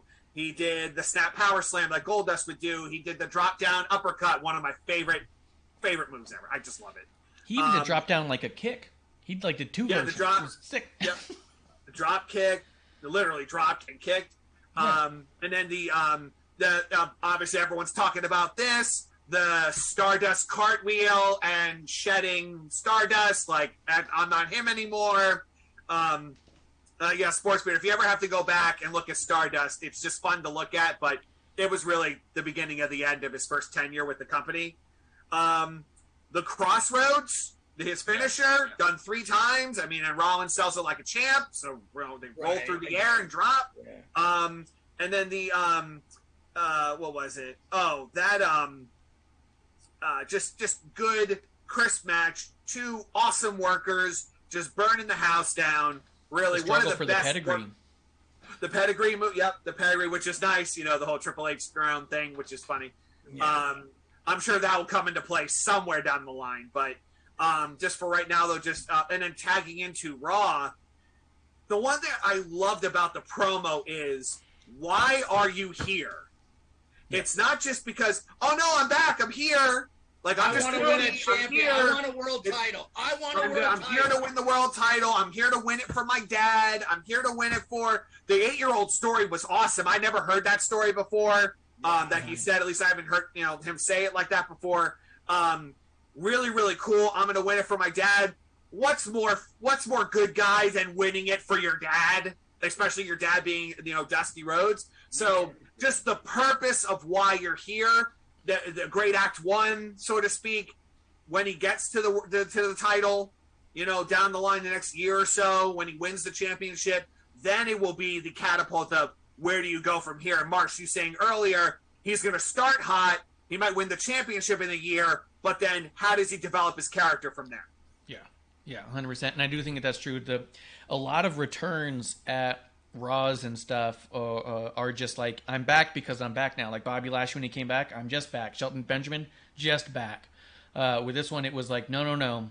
We will not accept you just being back. You need to tell us why you're here, because this is a big moment in a lot of ways. And the way he talked about it was awesome. He talked about it in the scrums too, that it was just time. He said it was none of the things that the rumors were about, that there was never a money issue, there was never a creative control issue, that everyone pays good in wrestling. He goes, although he's making ridiculous money now, he said that it was flat out just time because everything was in its place now. And he even talked about how with AEW being a successful place where some people can go and make good money, he was like, okay, the kids are taken care of now.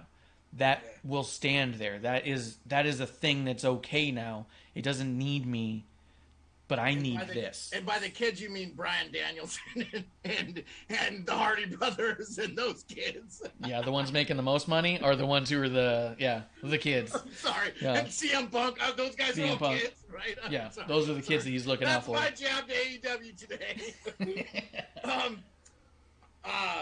Dude, I get emotional thinking about this. I thought his post interview was very much like his promo from Raw. I am so invested in this. I cannot miss Raw. Like, Yeah. I can't wait for Roman to relinquish the WWE title because I don't need Cody and Roman. I don't think. I want to see. Fuck, it could be. Yeah. Drucifer says the kid Sting. Yeah, Sting the kid. Yeah, Sting, fresh face Sting.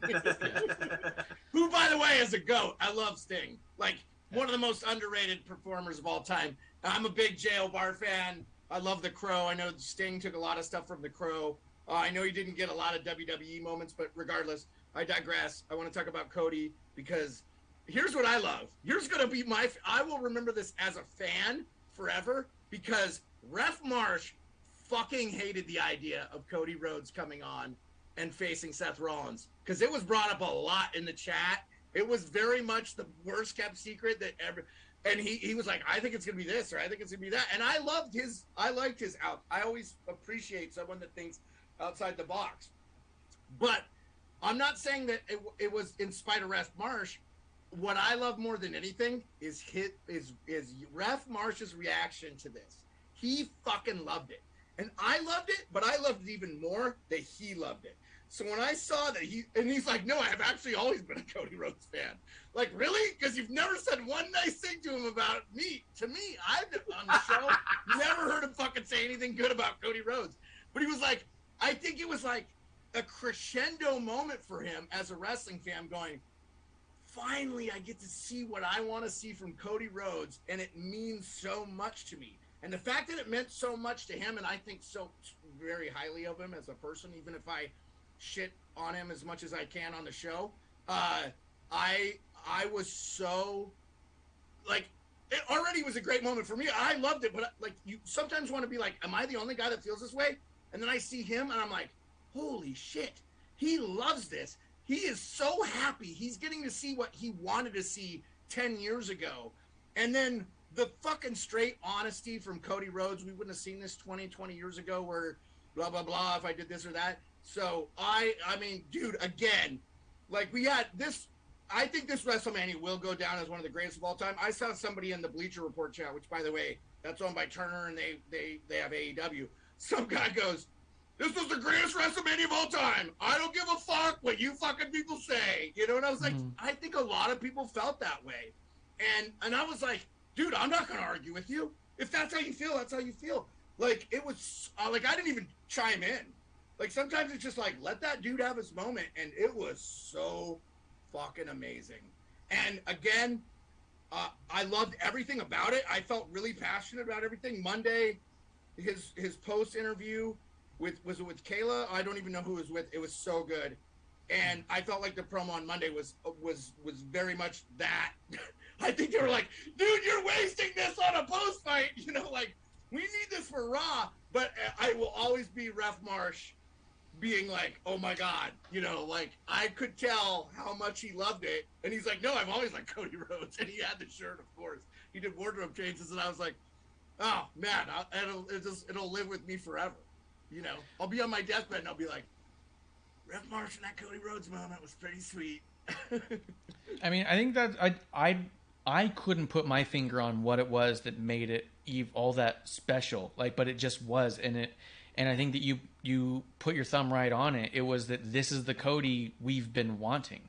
That with all the stuff that we would complain about him doing in AEW, it was always his aversion to doing this thing exactly for these reasons. It was always a weird reason and always a weird motive, and there was always something off about it. And then this was kind of like, no, this is exactly how we've wanted it. And on a stage that we've wanted it on doesn't hurt any, obviously. Like, it was in all intents, it was the perfect segment. And I think, Grim, you'll appreciate this. His entrance started at the 2-hour mark of a 4-hour show. The reason it was so good is because it was the mid card, baby. No one's a better mid carder than Cody. I saw you say it.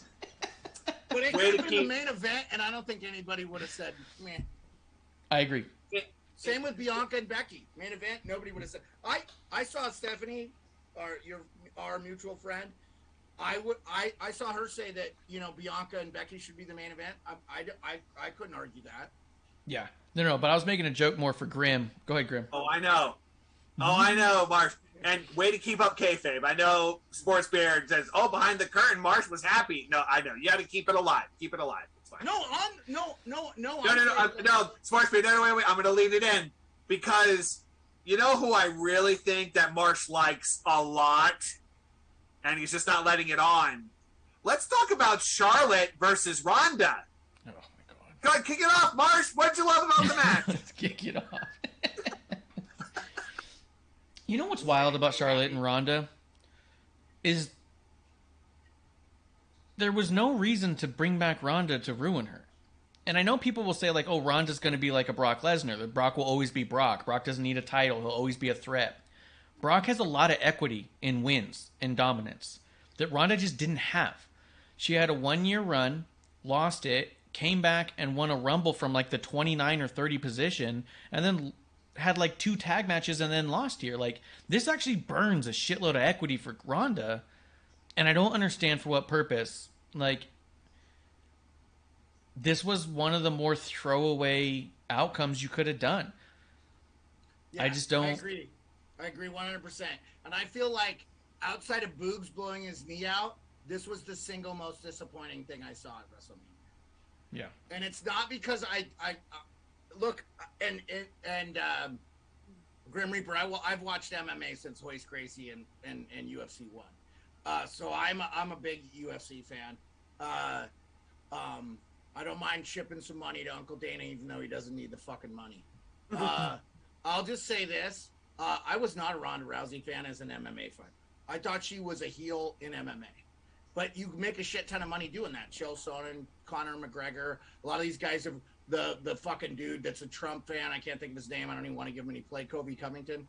Anyway, I'll just say this. I'm a huge Ronda Rousey fan as a human being. And I've become that because I've gotten to know about her. Her father committed suicide. Those sort of things kind of resonate with me as a veteran with PTSD, depression, all these things, you know, to break away from the wrestling stuff for a second. I was a huge fan of her. I didn't hate Charlotte when I first came on. My big, I learned to hate her on my very own without influence from Ref Marsh and Kev and Bishop and Just in Time. She's good in the ring when she wants to be. She cannot let her opponent get over. And that's my biggest problem with her.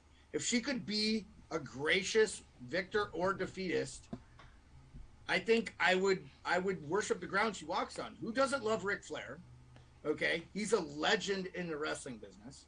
She already has that cachet with the fans, so she can tap into the woo or whatever. But she just, like the Becky Lynch thing, I'll never forget. That whole match felt like a shoot. You know, like a shoot. Like 2 people beating the shit out of each other, and Becky beat Charlotte, but like it was so begrudging. Like, you know, Ref Marsh said, like, after Becky got beat by Bianca, she laid there. Charlotte got up like the fucking Terminator. She acts like 2 milliseconds after the 3 count, like, yeah, I'm up. You know, it's like, do you understand that I understand it's not real, whatever. You make it look not real by not ever selling anything. She doesn't sell a slap. She doesn't sell a punch. She doesn't sell anybody's moves. You know, Ronda could fucking destroy her in real life. She's an Olympic judo specialist. She could flip her and fucking armbar her and take her fucking arm like she threatened to do. And I was hoping she did it. Because I feel like the WWE does not know what to do with her. I'm talking about Charlotte, not Ronda. I think that she is such a problem child that they probably just let her have that victory. And that might be why I don't want to spend any more time talking about it, because I feel like this show, we try to accentuate the positive. And if we talk about Charlotte, we can't talk about anything positive. I don't have any problem with what Ronda did. I think she looks sharp. I don't know where they go. I don't know what you do with it. mean, SummerSlam, I guess. I don't know what you do with Ronda that makes any sense. You know what I mean? Like, I think that honestly, this was the one that was going to be like a wild card to me, where I thought, like, okay, if they were going to have Ronda win, then you got to have Becky win, because then you can get Ronda, Becky to unify the titles if they're trying to go that route. Or if Becky loses and Ronda wins, you can have Becky go after Ronda because, hey, you've got something I want, and I know I can beat you. With Charlotte winning this match, you really just put a turd on the SmackDown title where there's no direction to go with that matters, and you've also undervalued Ronda where there's no match she has that will feel important. You can't put Becky Ronda with no title on the line on the undercard for no reason. And not after they both just lost. You know what I mean? Like, you've got two losers going to hash it out. No one's going to give a shit. Like, it really felt like the most non-progressive decision of the night where, oh, now there's two stories that don't matter where they go. You know what I mean? Yeah. Instead of having one or two outcomes. Because even Charlotte without a title, she's always going to chase the title. You can always use her to do that. With a title, there's no point. What do you think, Grim?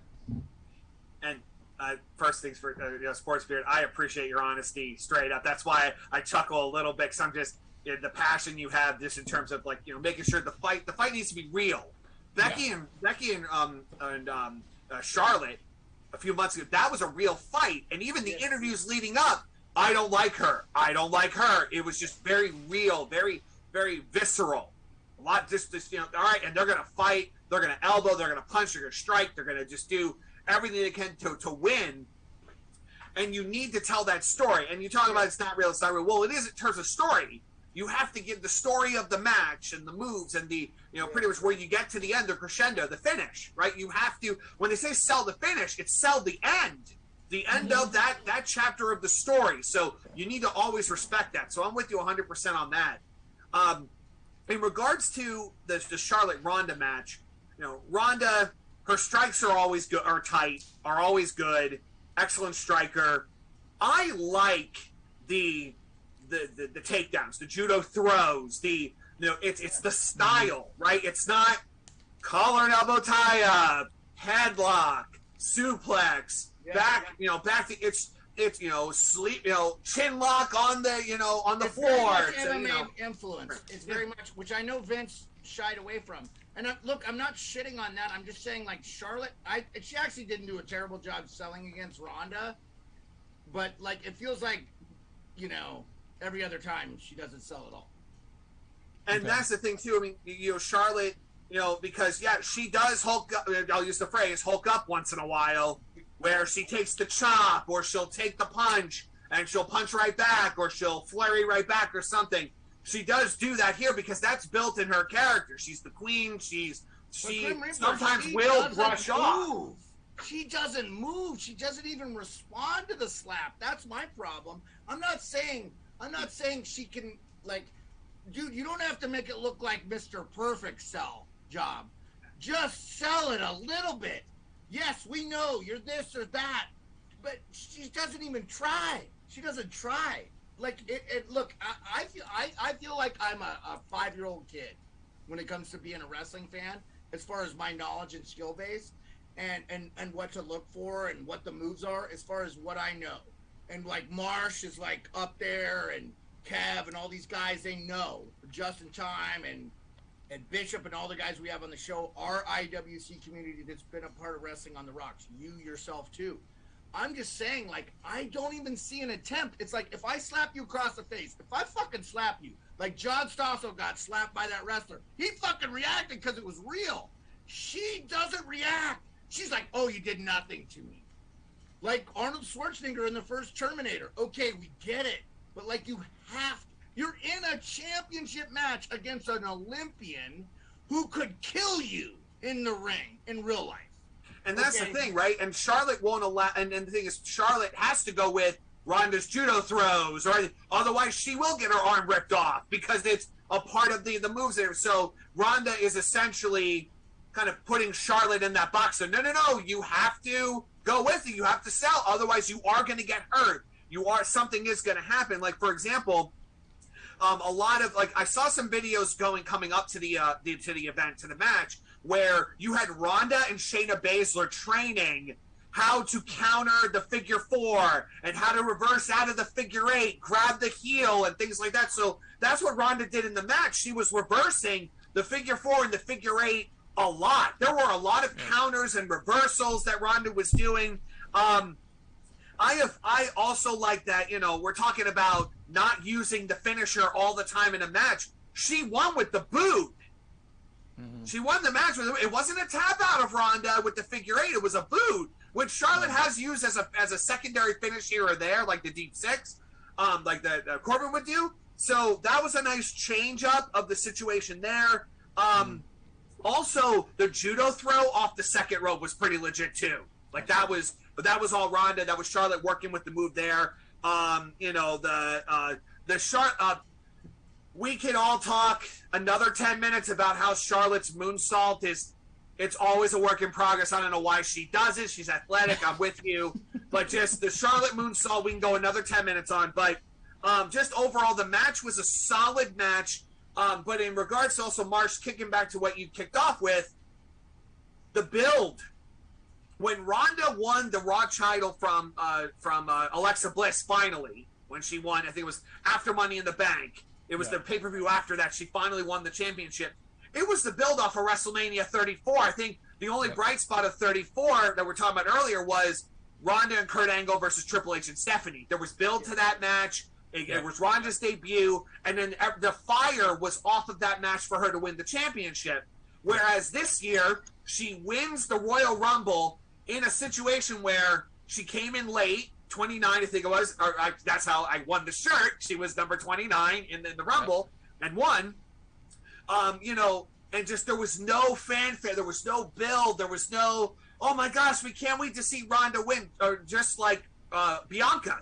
Bianca, the build-up was since SummerSlam, all the way through to where Becky won the championship, to where she beat Becky for the championship. There was an 8-month build. For Ronda, I just feel like there wasn't that groundswell as there was during her first title reign a few years ago. Yeah, 100%. And even Drew says it here, because me and Kev were talking about it today. He says Charlotte is and can be better than what I've seen of her in the past year. We've been saying it all year, that everything she's doing seems to be worse than the last thing. She's working in reverse of almost everyone else on the roster right now, where it feels like she's either just doesn't care as much, she's throwing a fit or something. It feels like personal something is getting in the way of her being who we all know she can be, because we've seen it in the past. We've all seen her do really well for so long that we want to say she's one of the greatest, but the last year has been such a dark spot on her legacy in that we're watching it get worse, and it looks like the only reason is her, because she's not so much older or so much less fit or anything like that. It has to be an attitude thing, because it doesn't feel like it's ability at all. He says a lot of Flair's problem is her boyfriend's influence. I don't know that. I don't want to speculate on any of that stuff, and I feel like people's personal life are their personal life. We're talking about the sports entertainment. What I'm seeing on TV with her, okay, I hate.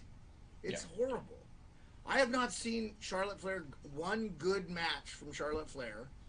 Now, I'm not saying, I don't want to poo-poo too much of this WrestleMania one, because, again, we call it the bathroom break for Charlotte. My wife is now watching a lot of wrestling now because of me, and I'm doing the show. She has no basis at all. She doesn't have any of the history, and she fucking hates her. So she's projecting. I think the people that aren't in the know are even better examples of what are you actually projecting on screen. So my wife, who doesn't have any wrestling background, doesn't know anything about anything. I watch Hulk and Andre and blah, blah, blah when I was a kid. I always loved wrestling. I always loved it. Andre, the Ultimate Warrior and Hacksaw Jim Duggan and all that stuff. So my wife has none of that. She didn't give a shit about it. Yes, she has a cousin who's in indie wrestling. I'm sorry, an uncle who's very close to her in age. But she has an uncle in Canada who does some indie wrestling and stuff. But I'll just say, I just think that I have not once seen her sell anything. It feels like she is an absolute... She is the John Ritter movie problem child in the ring. And it feels like she's a problem child. They don't know what to do with her. Again, I feel like we gave her way more time than we needed to ever. I would have spent 0 time on this match because I think everybody under the sun thought Ronda was going to win. I think it was reported because I don't know. I mean, I feel like let her go to AEW or whatever. I just feel like she might be, it might benefit her for a change of scenery. Because I feel like maybe she has a problem with Becky Lynch, and I know they were friends at one point. But it just feels like every personal beef that she has exudes in her in-ring performance. And I think the best ones put that shit aside and make it work. She needs the Undertaker to be like, look. Because I'm not rooting against her, but I don't want to watch what she's putting out. Yeah. Because of what I've seen, I'm like, no, sorry. Yeah, it's unfortunate too, man. Because I think, and Ref Marshall tell you, and I know Grim, you tune in when you can, but I think the women's wrestling right now is way better than the men's on the story and everything. But Becky Lynch and Bianca, all that stuff is a reason. Look, Becky Lynch, Ref Marsh talked about it. Bianca struggling to Becky Lynch. Bianca did the KOD on Piper Niven. I'm sorry. Yeah, on Dewdrop.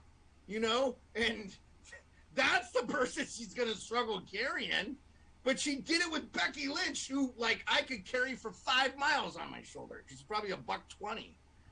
But after a 20-minute match, though, that's why Bianca was struggling because she left it all out. That was the last, right? That was the last bullet in the chamber for Bianca to Becky. Right, exactly.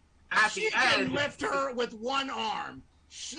In 20 minutes of the match, she can lift her with one arm. In reality, she's that good an athlete. We all know this.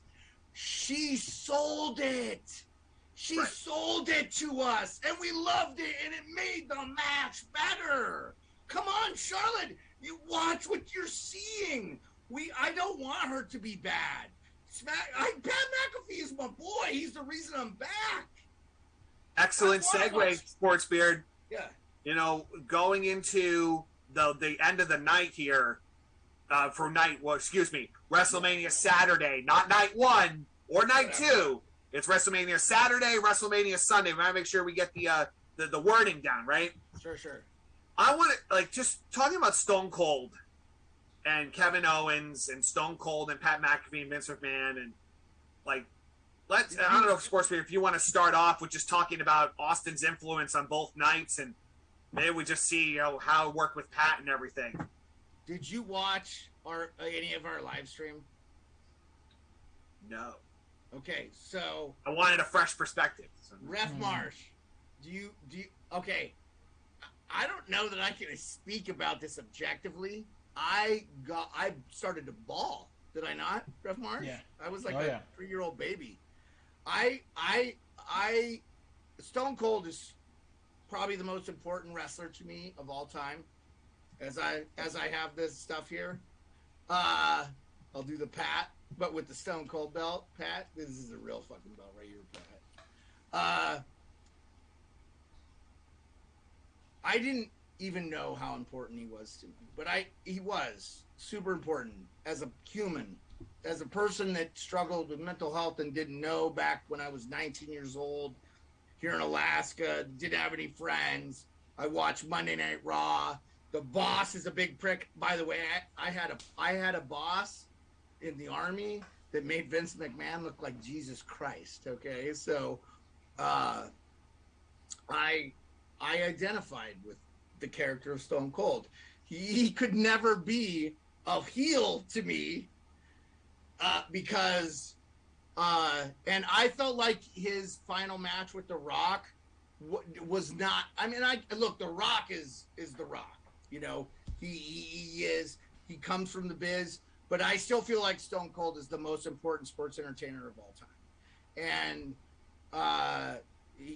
he may not be the best in ring or whatever, but I think if he had to have the injuries, he would have probably still gone as long as the Undertaker in some regard. But remember when they tried to make him a heel and people were like, nope, they just won't accept it, right? Nope, you just can't. And dude, I was a fucking Miss Amanda Jane, who's not a WWE fan, by the way. She's she's an indie fan, and she's on Ref Marsh's episode 1 that airs on the Wrestling on the Rocks that airs on Thursday. Please tune in if you are a fan of the indie or AEW or NXT. I've never met her before that time. She comes on the live stream, and I am a 3-year-old kid just like lost their favorite toy or realized this was the most important thing. I'm bawling. Like, a good thing I had a beard. My shirt would have been soaked. It was that's why I can't argue with it. I think Stone Cold, Kevin Owens will always hold a special place in my heart because he gave Stone Cold the send-off he fucking deserved. He got it in Dallas, which is not where he's from, but it's basically where he's from. He's from Texas, but it's close enough. He's like closer to Houston area, but he gave him the send-off. And by the way, sell job. Kevin Owens is like knocked out and 2 state troopers drag him and he can barely walk. Like, how great is that? Like, he could barely walk from the stunner that Stone Cold delivered. It was incredible. I feel like I'm taking over the show, and I will take over the show when it comes to Stone Cold. So I don't want to do that. But it's like, it was, hey, if you get a chance, like Grim Reaper, go back and watch the few minutes of that, my reaction, and I fucking lose it, man. Like, I'm bawling because it was so, it will be to me, it will be the best moment as a wrestling fan I've ever had. Austin's so great. Like, just, yeah, it was just, you know, he is again, Vince McMahon dubbed him the greatest sports entertainer of all time. It's the moniker it follows because it comes down to there are generations of fans that love Stone Cold. I am one of those fans. Yeah. Children are fans because Austin is revered as just this you know, a Mount Rushmore type of superstar. And to tap into that energy, to tap into, you know, there's not just Hall of Fame credentials and just the power that Stone Cold has, the electricity and all that, just he deserves to show up at WrestleMania and deserves to have a main event spot with Kevin Owens. That was the right call. Not only are you in Texas, but just it's Stone Cold. And you win. Hear that? And win. Right, And exactly. It's you hear the glass shatter, JR's line, business is about to pick up, the walk, tough walk down to the ring. As much as Vince McMahon saunters down, Austin walks down that ramp with a purpose. ATV with a purpose. Every single time, hell is about to be raised. Every time he enters that ring. So beer's going to be, their drinks are going to be flowing, stunners are going to be happening, and someone's about to get their ass kicked. So him and Owens having that match, we'll get to the match in a second, but just the energy surrounding that segment, you bought in. You were glued to the TV. I had people putting their phones down, putting my phone down, BRB, you know, just to watch the magic unfold. It was so important to me, Grim Reaper, that if I could get El Segundo up here, I would have had that the whole show for this show. That's how significant it was. I can't because it's just not available here yet. I mean, I agree. I don't even know. Like, I think less is more. If I say less about this, it's more because I didn't even know how important he was to me, and I've never not loved him. I've got 4 or 5 of his shirts. I should have wore the Broken Skull IPA shirt. I just couldn't find it before I did the thing because it's somewhere in my house. But he is Stone Cold Steve Austin is and always will be in my heart just the most important wrestler of all time. And I'm not slighting the Undertaker or any of those other guys. Those guys weren't important to him like they were to me. My personal experience. I already went through this. So I don't want to go down this road again and publicly become a fucking blubbering mess. even though I'm really good at it. I'll tell you right now, like I lost my father when I was 18 years old, my biological dad.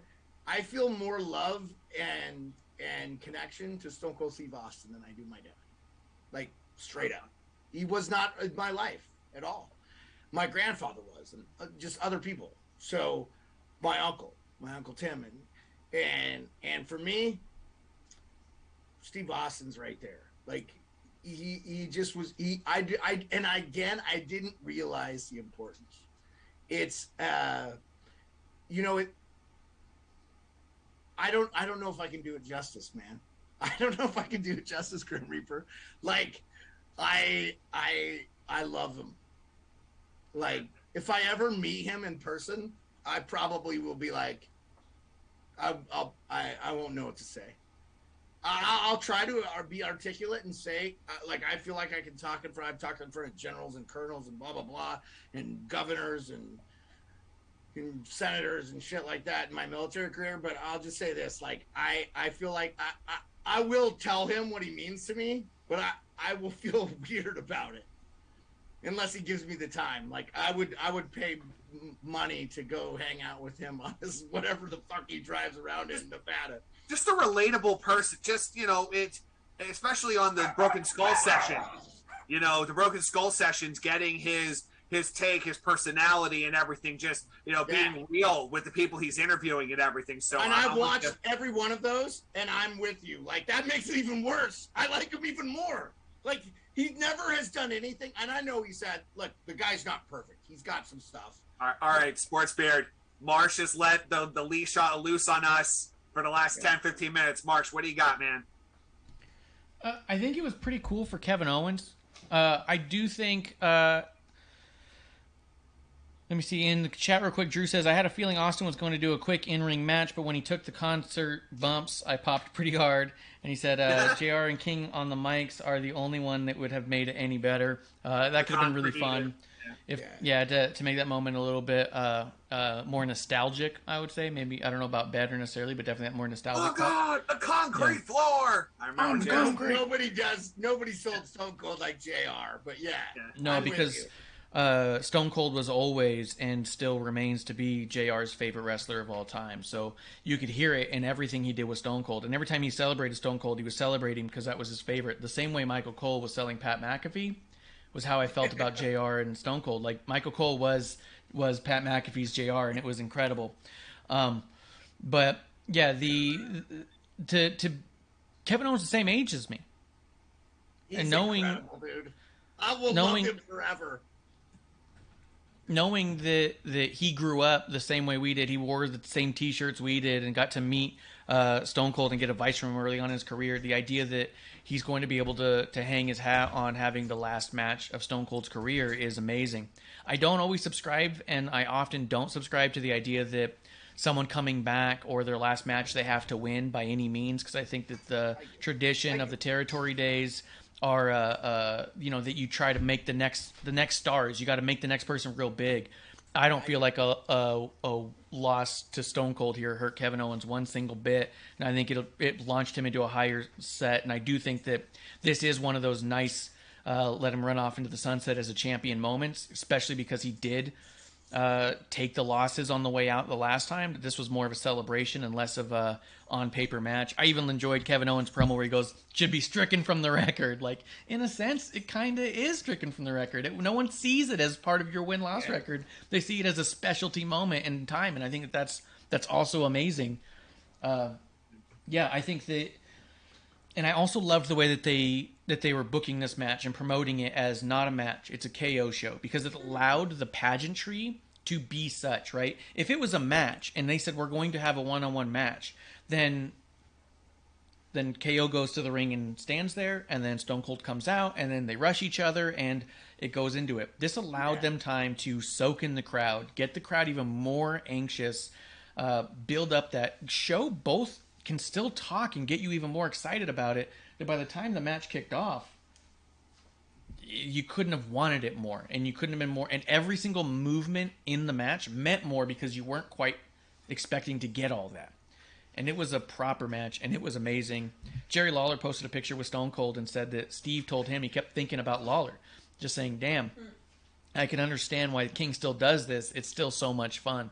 And you can see that in every moment of Stone Cold. He can't stop smiling.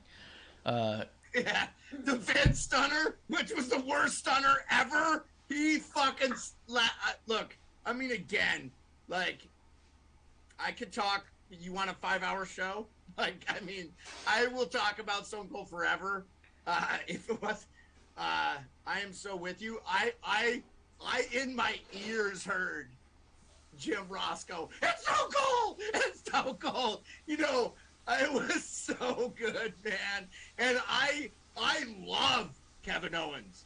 I love Kevin Owens for what he did. I love that fucking Montreal fucking French-speaking fuck, communist motherfucker. He put Stone Cold over better than anybody ever fucking did. And I understand, Ref Marsh. I understand the history of the territories and putting guys over. And The Rock, you know, I never had a problem with Stone Cold losing to The Rock. I love The Rock too. I'm fucking drinking his tequila. But I have to say this, like, I felt that was, but what Vince said and what Undertaker said, and like, he deserved that send off. Is there a bigger superstar? Maybe The Rock. Maybe The Rock. And you know my opinion. I want him to run for president. I would vote for The Rock. I felt like it was apropos for what Stone Cold Steve Austin deserved, and we would have never got that moment if it wasn't for Kevin Owens and his brilliance in the ring. And I will be forever a Kevin Owens fan, even more so because of how he put Stone Cold over. And how can you put one of the greatest superstars over? And he did it. Yeah. Like you said, he did it. Kevin Owens was bumping around like a basketball. It was incredible. Yeah, Owens was exactly, Marsh, just in the moment. You know, you were talking about Sportsman earlier about selling and making sure you're in the moment and doing what you need to do. I love when Austin first got into the ring and started doing his 4 corners. Yeah. Owens was yawning in the chair. Like, are we going to get this going on? And then the other part, too, that I really appreciate, just what a slow play by Owens. He's been using the stunner for almost a year, if not more. So you want to talk about, you know, you kind of you know, the hindsight 2020, but just planting that first seed of, I'm going to start using the stunner. And then it grew into this match over a year of using that finisher. You know, I find the connections through wrestling is always a fun thing. Yeah. Especially he had the pop-up powerbomb before, and he was a bad guy for so long that he wanted to get over as a babyface, and the only thing he could think that would definitely do it is he goes, well, if I started using the stunner, it's such an over move, people will cheer me, and it worked. Didn't he get permission to do it too? From what I understand, this happened before I came back. But I never, and Ref Marsh can tell you, I did not hate him before. Like, and he was a babyface when I came back. Yeah. So I think that helped, but he did such an amazing job as a heel. And once you put all that shit aside and you realize the crescendo, the ultimate moment that we have, and I feel, for me, as a Stone Cold Steve Austin fan, his greatest moment in WrestleMania history happened right there. Sure. There. Go ahead, Reaper. Help me out. Is what allowed again? Is the what chant allowed again? Like, is it just because it was WrestleMania crowd and that's all we have to worry about and it will taper off from there? What is not back, right? I don't want it back. I don't like it. But I enjoyed the way that Brock and Roman and KO played with it with the crowd. I enjoyed Vince McMahon playing with it at Hall of Fame. I thought that was great. And it was the most we've ever seen I think we've seen people play with the crowd back. Because it's usually a point of contention where you can tell that the crowd is trying to hijack the moment and trying to make it about something else and trying to derail people. It's meant as a troll. And for the first time, we did see this past week, Brock Lesnar feed into it and laugh about it. We saw Roman feed into it and get angry about it. We saw Kevin Owens do it back at the crowd to make them annoyed. We saw Vince do the slow turn to the audience, like they shouldn't be doing this. Like, we saw a few things where it makes you wonder if it'll be played with more because it's not going away. But I still don't prefer it. Yeah. Do I? Especially, I did notice for the Raw after Mania, the chants and everything. But in terms of the cadences, people were speeding up their speech cadences. I know, I think it was an MVP maybe. Couple wrestlers who were talking. People actually started whatting Cody Rhodes a little bit. I heard it, and then he kept rolling along in his promo, just going along. So people were trying to get it in where they could. So I saw a lot of different pauses, different cadences being used throughout Raw after Mania to stop the what chants. I just hope that, again, like you're saying, Marsh, just to hijack the show with what, hopefully that does taper off at this point. Yeah, 100%, because now we've gotten that big moment. I will say as a quick sidebar before we get back into night 2, which I think we'll roll through kind of fast, to be honest, because I want to say a few things. Cody, how jarring must it have been for him to go from AEW, where he was getting largely booed out of the building by the time he left, to having the kinds of chants and cheers he was getting by Raw. I mean, he got cheers when he went out there, and it looked like that was emotional for him for Mania, but the "you deserve it" and the Cody chants and just the outpouring of love the WWE fan base was giving him, he had to be all like, yep, definitely the right time, Absolutely. You have to believe, if you don't believe that you deserve to be WWE champion, why are you doing this? Or heavyweight champion, why are you doing this, right? Mm-hmm. And he stuck to his guns. He knew he was a main event player, left, as he said in his promo, left for 6 years, came back, and now he's that main event star. He worked, the infamous stories you hear, Drew McIntyre left for a little while, came back. All these wrestlers that Bobby Lashley left, came back, became champion. Just, these sabbaticals wrestlers are taking to step away, retool, sharpen up, and then come back stronger than ever. And then also, you're right, getting the crowd the cheers, the happy, hey, you're back, okay, and we want you, and just tapping into the roots as we talked about earlier with Dusty Rhodes, just getting into that mindset of, I'm doing this, I'm the good guy here, I'm doing this for the title, and just I want to take the crowd, I want to take you along with me. Yeah, 100%. It does put a button on the end of night 1, and I will say, as we talk about both nights, I felt like Drew sort of mentioning it here. He think it reassured him it was a good move, and maybe should have made AEW won't ever be that big. I don't know if I'd say ever, but it's going to be a long time. And I feel like the part of what this WrestleMania weekend did was I feel like it really that WWE put their chips on the table to remind everybody it's not a close second. It's a very distant second. No one does it like we do it. And I felt like night 1 I'll be the first to tell you, pro wrestling and sports entertainment are the same thing. It's a different type of branding. But for people who want to talk about pro wrestling being more about the matches and sports entertainment being more about the outside, the bell to bell, I felt like night 1 was as pro wrestling as it gets. It was as wrestling match heavy as we get. We even got Stone Cold in a real wrestling match with real bumps. It wasn't some nostalgia act necessarily. There was a shitload of nostalgia on it, but can you do both? Yes, you can. Night 1 was as pro wrestling as it gets on the highest level with the highest platform and said, this is what we do and no one does it better. And night 2 was as sports entertainment as it gets and says, you know what? This is what we do and nobody does it better. And what they did by the whole weekend is said, we do it all and we do it all to the highest. And it really, I think, put a stamp on it and go like, oh yeah, number 1 by a lot. Yes.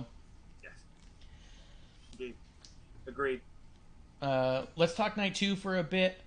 Like I said, we don't because this was such a sports entertainment heavy episode, night. I feel like that a lot of the talking points weren't really like the way we were breaking down the matches just now.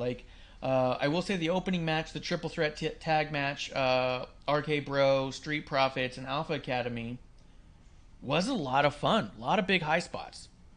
A lot of big high spots. A lot of fun with So I got to tell you, just looking at it, right? Chad Gable and Otis are fun. The shoot, like just that whole, you know, there's the whole segments with RK Bro, with the trivia and Jeopardy and all that stuff. Just all that was great. Great character work there. But in regards to the triple threat, one part I wanted to bring up was giving an edge to the Street Profits. You know, when the Street Profits attacked, you know, RK Bro and the Raw prior and everything. Just, I didn't know that could have flipped either way. Or the Street Profits bad guys now? Or is it to give them the edge? But that's how the end of the match happened, where, you know, you have RK Bro retaining with the sickest RKO. With Matt Riddle hitting the RKO off the top rope while Montez Ford was up there. I loved how Montez, like, he was up there waiting for them, but he was like, wait, what? Ah, no! Like, he just, like, you see the like the locomotive coming your way and there's nothing you can do about it. Like, wait, oh no, it's got get no, and then he just gets nailed, and then Orton hitting the RKO too. That's always a plus. But and then you have, you know, RK Bro and the Street Profits all cheersing at the end, bring in Gable Steveson in at the other part. Which, by the way, they did announce him both nights. Stephanie McMahon came out Saturday night and announced, and also right before that match said, "Hey, this is the future, Gable Steveson." And then he was able to come out and then do the you know, take out Gable at the end there, which was great. You know, to give a little taste to the WWE universe and to everyone. But I'm glad though the Street Profits turned back into, oh no, we're the Street Profits, cups, party, here you go. Like, I would not have wanted to see a heel turn for the Street Profits. I'm glad that they're you know, that was just like an edge move they did, where it was like just getting ready for the match, and then they just, oh no, we're cool, we're all cool, right? Okay, good. Then that's why I'm glad they left it that way. Oh, okay.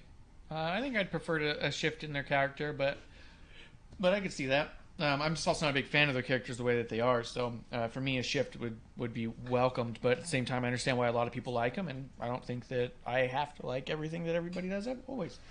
I am a little surprised they didn't end up with a Gable Steveson Chad Gable match on Raw.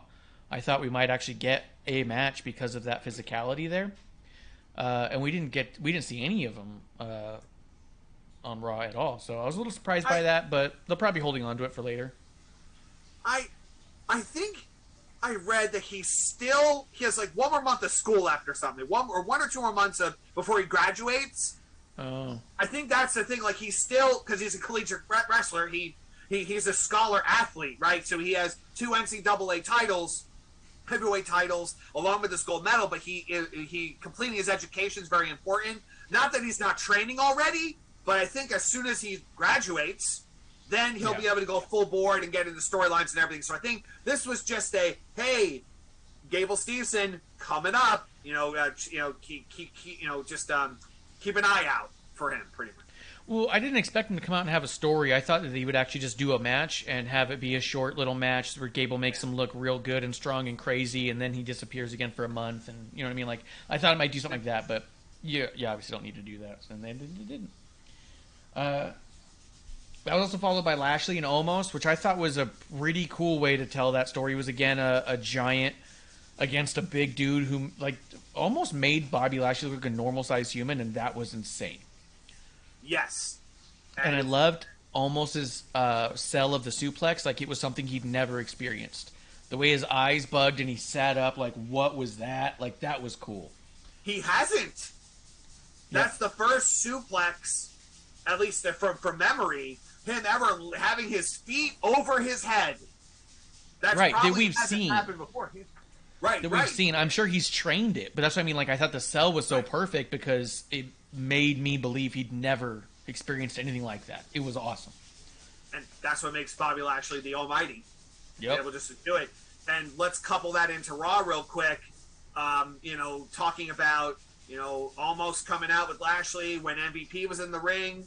MVP turns on Lashley because I believe this is what's going to give Omos that next level. Having MVP talk him up, be the mouthpiece and everything. You know, I think this is the next chapter for Omos. I think MVP is going to be that piece of the puzzle he needs to move on from here. I just wish that MVP didn't actually have to get physical with Bobby Lashley. Like, I don't see why you couldn't have moved forward with Bobby Lashley doing his own thing. You couldn't have had MVP announce his newest client almost and say, I'm done with that Bobby Lashley. I don't agree with what that chump's doing. He doesn't respect me. And let that be part of the story where it's like, look, we're going our separate ways because I don't like the guy anymore. To get physical makes me think we're going to see more Bobby and Omos. And I don't want to see Bobby sacrifice for the sake of Omos at this point. I want to see, because I think Bobby's poised for a title shot after something like this. He's poised to get back in the title picture. And I think if he's wrapped up with Omos to take a loss or two, I don't like it. Does that make sense? It does make sense in that, just right. It should have been, I beat Omos. I should be moving into contention, which, because Omos has been built as this monster for over a year, being teaming up with AJ Styles and, the Colossus, as Corey Graves would always say. Yeah. Just built up to be this monster. Lashley beats him. And then, yes, with the, I could see a shift happening, or maybe Lashley takes 2 in a row and almost gets pushed off to the side, and Lashley continues his ascent back up to the championship. That they did call out that he lost prematurely when he was out with his concussion in the chamber. Yeah. So that part of the story is still being built in. Yeah. I can see this to be more to push Bobby towards that face role again, to a good guy role again. That, MVP could talk, just like The Miz. We're talking about The Miz making Logan Paul more of a face by him being more of a heel. Same thing. MVP healing up almost more to make Bobby more of the good guy that way, building him that way. Yeah, absolutely. That could be, and I'd be okay with that. It was really cool. I will say the only negative about this is it is a little bit weird that we got this match here and no Intercontinental title or U.S. title. This would have been a good spot for a ladder match of sorts for either of those, and that doesn't take away from these guys or their importance in their own way, but that's why part of me feels this could be slotting somebody for a title picture because you sacrificed the Intercontinental U.S. title for sake of something like this. So, right. I agree. After that, though, we did get Johnny Knoxville versus Sami Zayn. Fun. I did not grow up enjoying Jackass. I remember thinking the first Jackass movie was kind of funny, but I didn't like almost any of the Jackass shows or all the movies since, and I don't even watch much of them, and I think the guys are all kind of like second-rate stuntmen, second-rate carnival performer types, right? But as much as I don't enjoy Jackass in general, this was awesome. This was so fun. It works out so well with, and this couldn't have been put together more perfect. Sami Zayn is the absolute perfect person for this. Sami Zayn will take crazy bumps. I don't think Sami Zayn took a bump there that he hasn't probably taken before, except for maybe the giant mousetrap. And I think that Original idea, by the way. Original idea. The mousetrap is great. It was so good. It was so funny because it was all stupid and crazy, and it was so Jackass, and it just, I don't think this could have been more perfect. And I get that there's a lot of people who were shitting on it just being like not believable and the suspension of disbelief, and it's the Jackass crew. I'm all about suspension of disbelief, but I also really like The Undertaker and Kane. I really like The Fiend. I really like Alexa Bliss. There's some times that you can say, okay, now in that same regard, I did not like the Stadium Stampede matches. You know what I mean? But like, I think that there's a way to do it. And I think part of the problem with the Stadium Stampede is you had a bunch of wrestlers doing weird, silly shit in a really weird setting. This was a crazy conspiracy theorist, silly wrestler with a bunch of Jackass guys doing Jackass shit inside of a ring. It was wild, and it worked for me personally. In some ways, it's a match because it's in the ring, but it's an entertainment spectacle. That's what WrestleMania is. This put the entertainment in sports entertainment this weekend. Was this match? Johnny Knoxville, you know what you're going to get. Stuntman extraordinaire, 20 years in the business at least, 25 years maybe, doing what he's doing. Sami Zayn, as you're saying earlier, Marsh, he just spins it in the gold. Yep. Just spins it into gold, whether it's social media, whether it's an interview, whether it's, going on to the cell phone bit. I have 5,075 messages. It literally it said the number on it. Literally said the number. Just, buying into it. It was serious for Sammy. The cell was there. It was serious to Sammy saying, this guy, Johnny Knoxville, is making my life a living hell. I'm going to pay him back at WrestleMania. And then Johnny Knoxville was just totally messing with him the entire time, including the stunts that were happening in the ring. Yeah. And I even said early on, I said, if they don't use that giant hand, it's going to be a total miss. And then when we were watching, I was like, oh, man, they're stuck in the ring. I was like, how do they get backstage to use the giant hand? And then after I decided there's probably no way they're going to be able to do it, that's when he comes around the corner, the hand hits him from the side of the ring, and I went, holy shit, they made it work. Mae Young and Mark Henry are so proud of their little boy. Oh, yeah, he's all grown up. All grown up.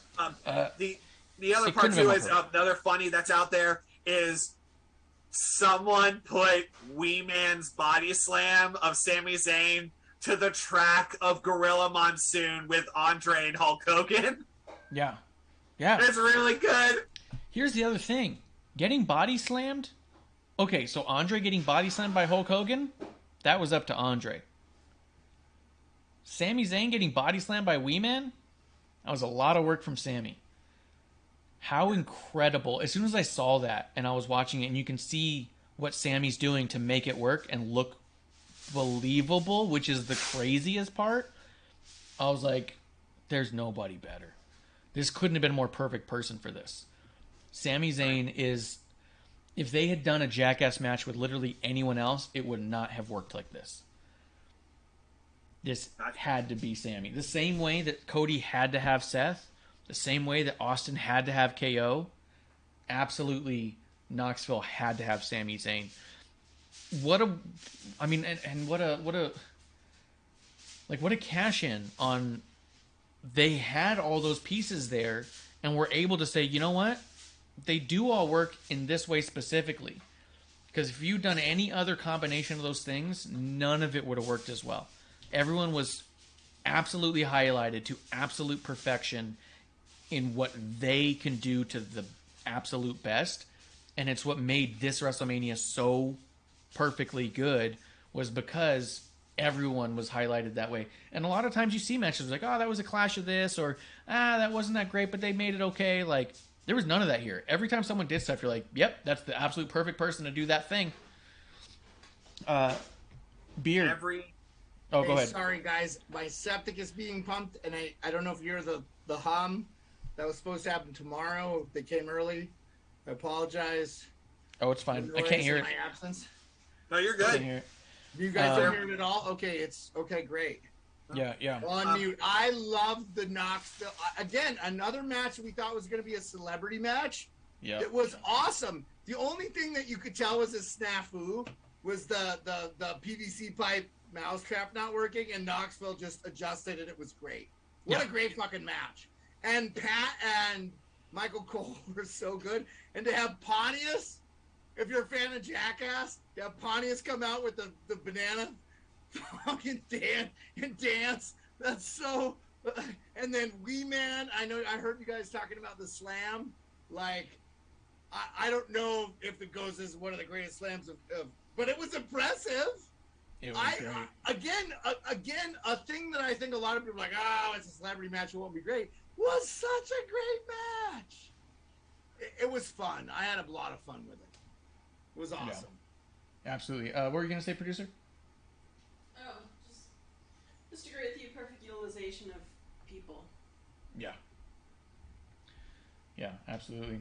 What did she say? Grim? I'm sorry. She just said it was a perfect utilization of people in general throughout all of the things, kind of what I was saying before. Well, Ref Marsh said, I don't know, you didn't listen to the live stream, Grim Reaper, but he was hoping Hornswoggle and Wee Man would have a thing, but Wee Man slammed a real person, which made it better, I think.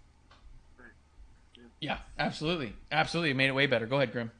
The dominoes fell. The first domino fell, the next domino fell, and domino rally all the way through, and everyone did their part that needed to happen. Even the mousetrap fell at the end. So pretty much overall, great match, great entertainment spectacle. That's what WrestleMania is. And it did what it needed to do. Made everybody happy. Good times all around. And we moved on from there. I'll say this. I will never not think of Sami Zayn and not think of Ref Marsh as his favorite wrestler. Because he's so brilliant. He's awesome. Yeah. How fun is that?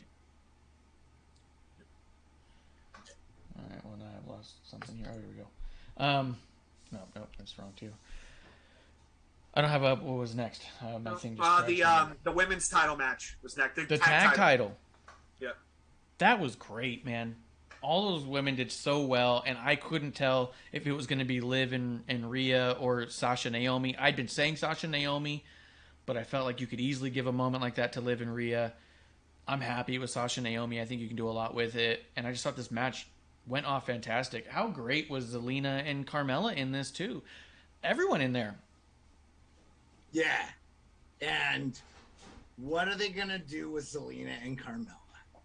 And then the fact that Zelina was hitting on Corey Graves, let that be a story. That was a more interesting and intriguing story to me than, because I know this is carrying over to Raw, but like, or maybe I'm not. Anyway, I loved it. I thought it was great. In the chat real quick, Micah says Meltzer said he was embarrassed to watch that match, and I almost replied with a fuck you. I think he's talking about the Jackass match. And I agree, because I think that was one of those times that Meltzer's bias was really on display because... Who? Yeah. I'm never talking about that guy ever. I'm not giving him play. He's never right. He's never right. Me, and his bias shows and stuff like that. Of the WWE. That makes sense. Fuck that guy. That makes sense. It's just one of those times where his super bias that he says he doesn't have was super on display because in similar style goofy matches that other promotions does, he goes, this was perfect, the crowd loved it, it was amazing for what it was, and you're all like, the crowd loved this? So, Ref Marsh, when you told me to stop following the dirt sheets, the first guy I unfollowed on Twitter was that guy. I've never followed him. I just am not, I'm not trying to do it. I want to enjoy what I watch, and I want to love what I watch, and I don't want to get bogged down with fake news. And that's this fucking guy. He's Russian state media. Yeah. It was really fun.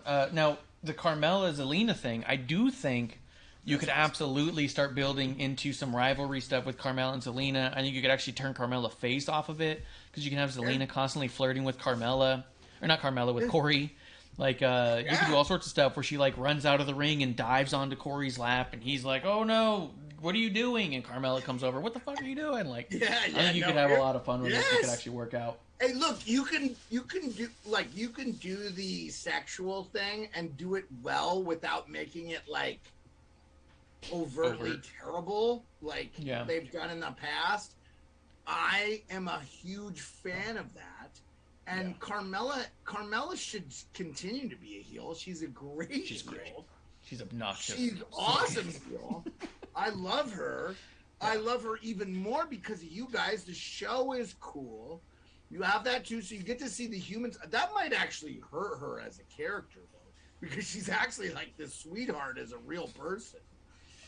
But I don't think they should. I think the fans now are so sophisticated, the wrestling fans, they don't need the kayfabe stuff as much, right?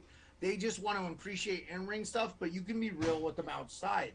Yeah, you know, kind of both.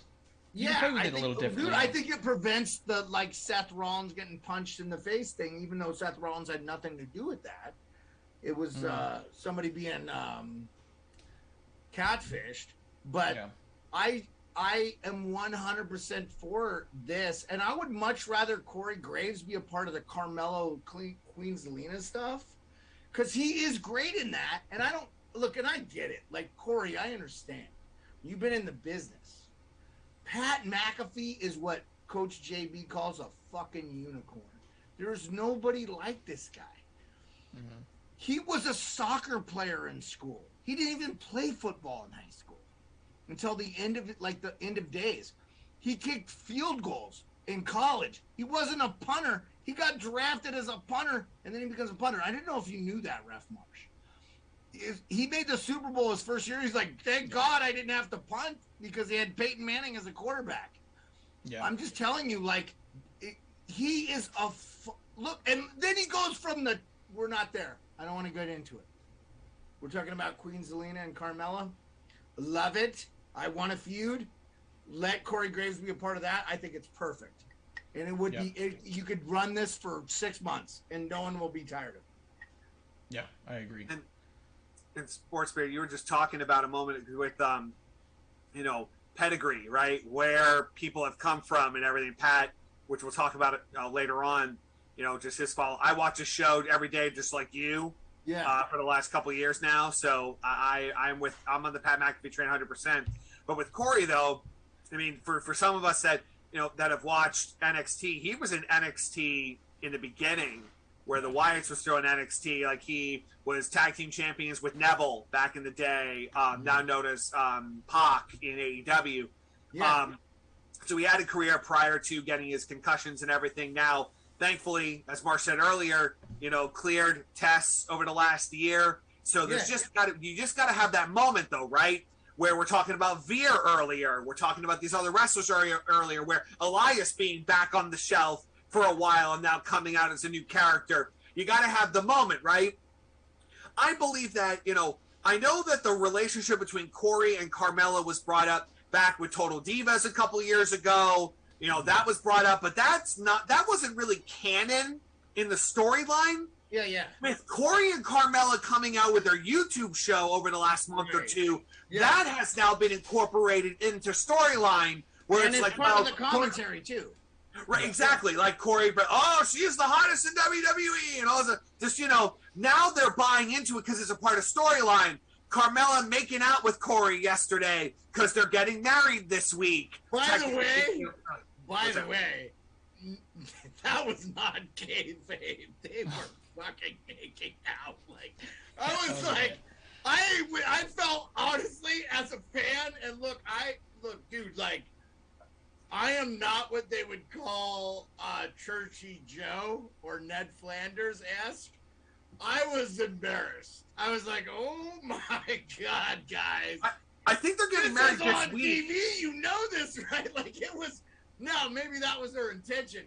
But again, all I'm saying is, Grim Reaper, I have nothing, like, let Corey Graves, I want Corey Graves to live. Mm-hmm.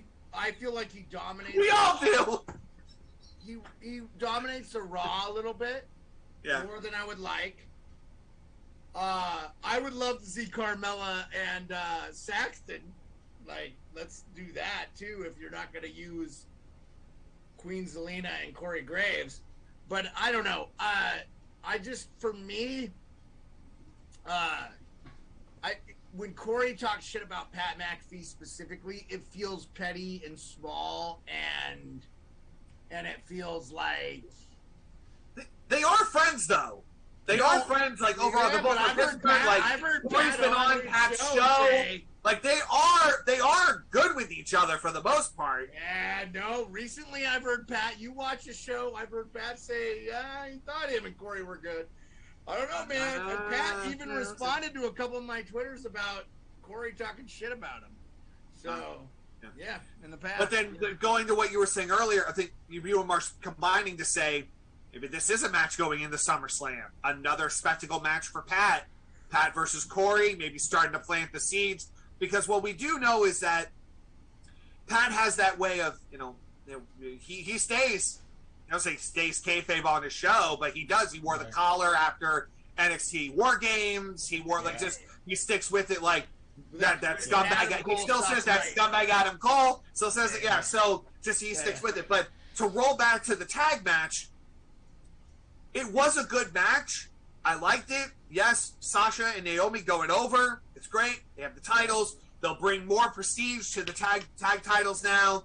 Hopefully they defend it a lot more. They bring star power to those titles. Okay? Yeah, I agree. But now, moving into Raw, though, you saw changing and shifting of tag teams. Yeah. Zelina and Carmella, split ski, not together anymore. They're going to go their separate ways.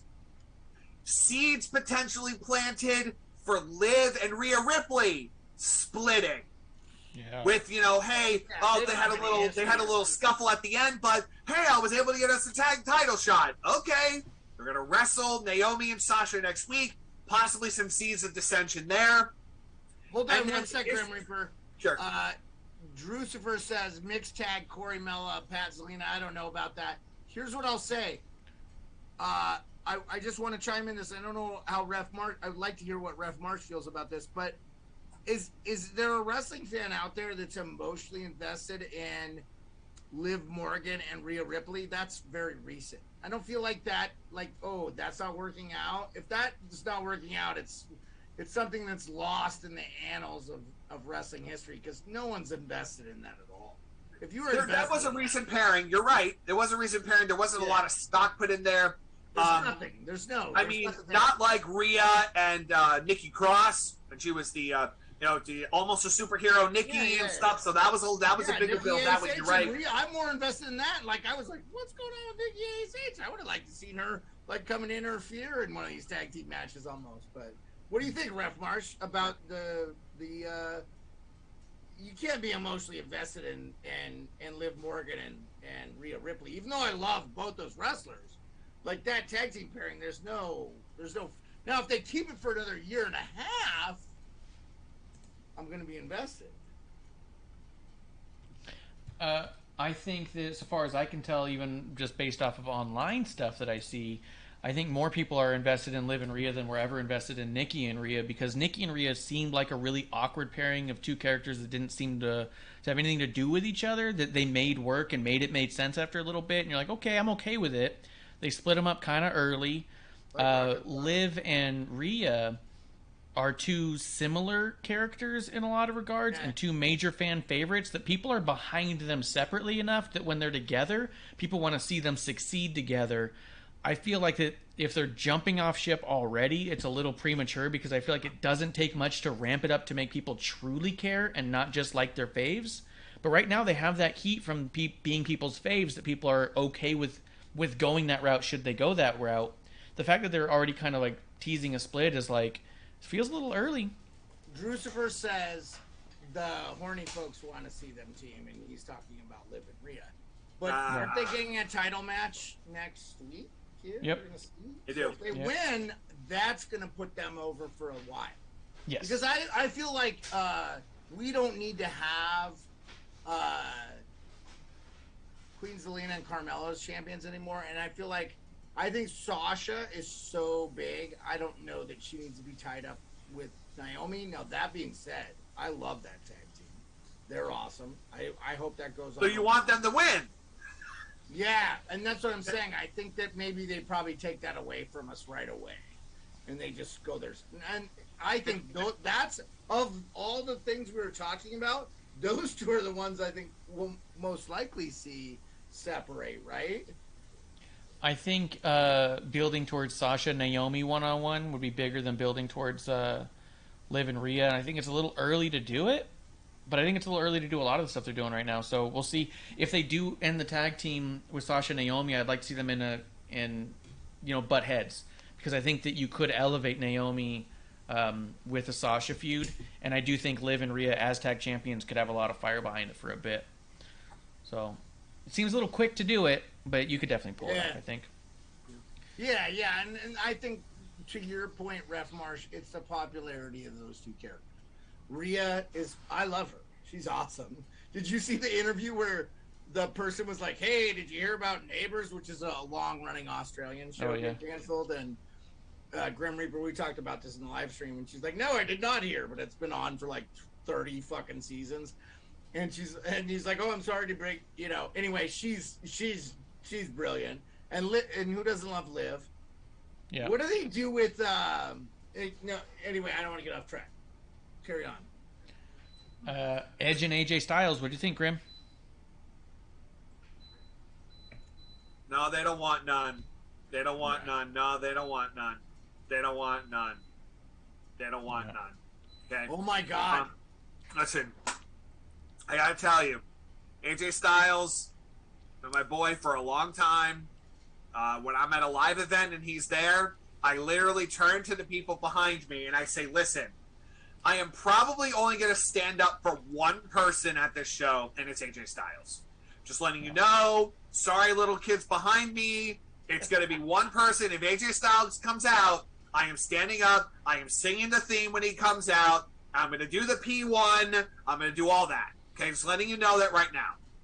So AJ Styles will always have something for me. I always want him to win and be awesome. However, I do feel Edge beating AJ Styles was the right move here. Edge with his new edge in his character, switching to that Undertaker purple, the black and everything. What a cool tribute, by the way. Oh, excellent tribute. Also the match itself was good. It was a solid match. Obviously, you have AJ and you have Edge. And I believe this is, if Edge only has so many matches left, I'm glad he had this match and he's in this feud with AJ. Some people may talk about the ramp up. Why did Edge change? He did the one-man concerto a couple weeks ago, like super ramped up everything for WrestleMania. There wasn't a simmer. It just boiled over right away to this match. There have been WrestleMania matches that two people have had that have spilled into further months down the line into a SummerSlam. Like I think more notably Batista and Triple H, WrestleMania 21. They had their match. Triple H lost to Batista. They had their match at Backlash. Batista beat Triple H again. Then a couple months later, they ended their feud with a Hell in a Cell match. Batista beat Triple H in Hell in a Cell. It was 3 matches. So WrestleMania could be the genesis of a feud going into future months as well, not just the end. So I believe, adding Damian Priest into the equation is going to give more legs to the story as well. Who knows if someone's going to help Styles as the story goes on, but it keeps the story evolving. I think their match was just chapter 1 to get things moving. Yeah, I loved it. I thought it was cool, and I liked all those homage things. So I don't have a lot to say about the match other than it was what I was hoping it would be. I don't know that it over-delivered. I don't know that it was better than I thought it was going to be, but it was as good as I thought it was going to be for sure. As a real quick fantasy book, who do you want to see join Edge's faction? If it's me, I put Mason T-Bar with him. Listen, remember I said simmer, not boil over. That would just push the group to the moon. We can't do that. But when you look at power, right, I think I'm hearing sweet nothings about Rhea Ripley joining the group, and after she splits with Liv, it's going to be because of Edge. I hear that might happen. That's what I'm hearing. But who would I want? I mean, it has to be some up-and-comer or someone that just needs a little bit more of a edge, so to speak. I mean, Damian Priest. Now, the one thing about Damian Priest, though, is that he had the U.S. title. He lost it. He had the match with Bad Bunny last year. That should have been a catapult for him.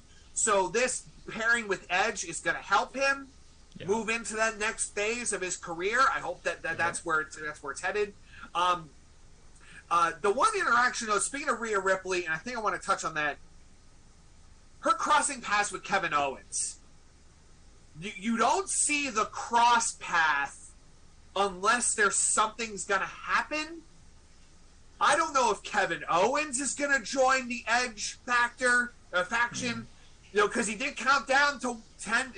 At the count of 10, if Elijah doesn't get out of the ring by the count of 10, I'm going to do something you're going to regret. I don't know if it's a match he's going to have with Ezekiel, excuse me.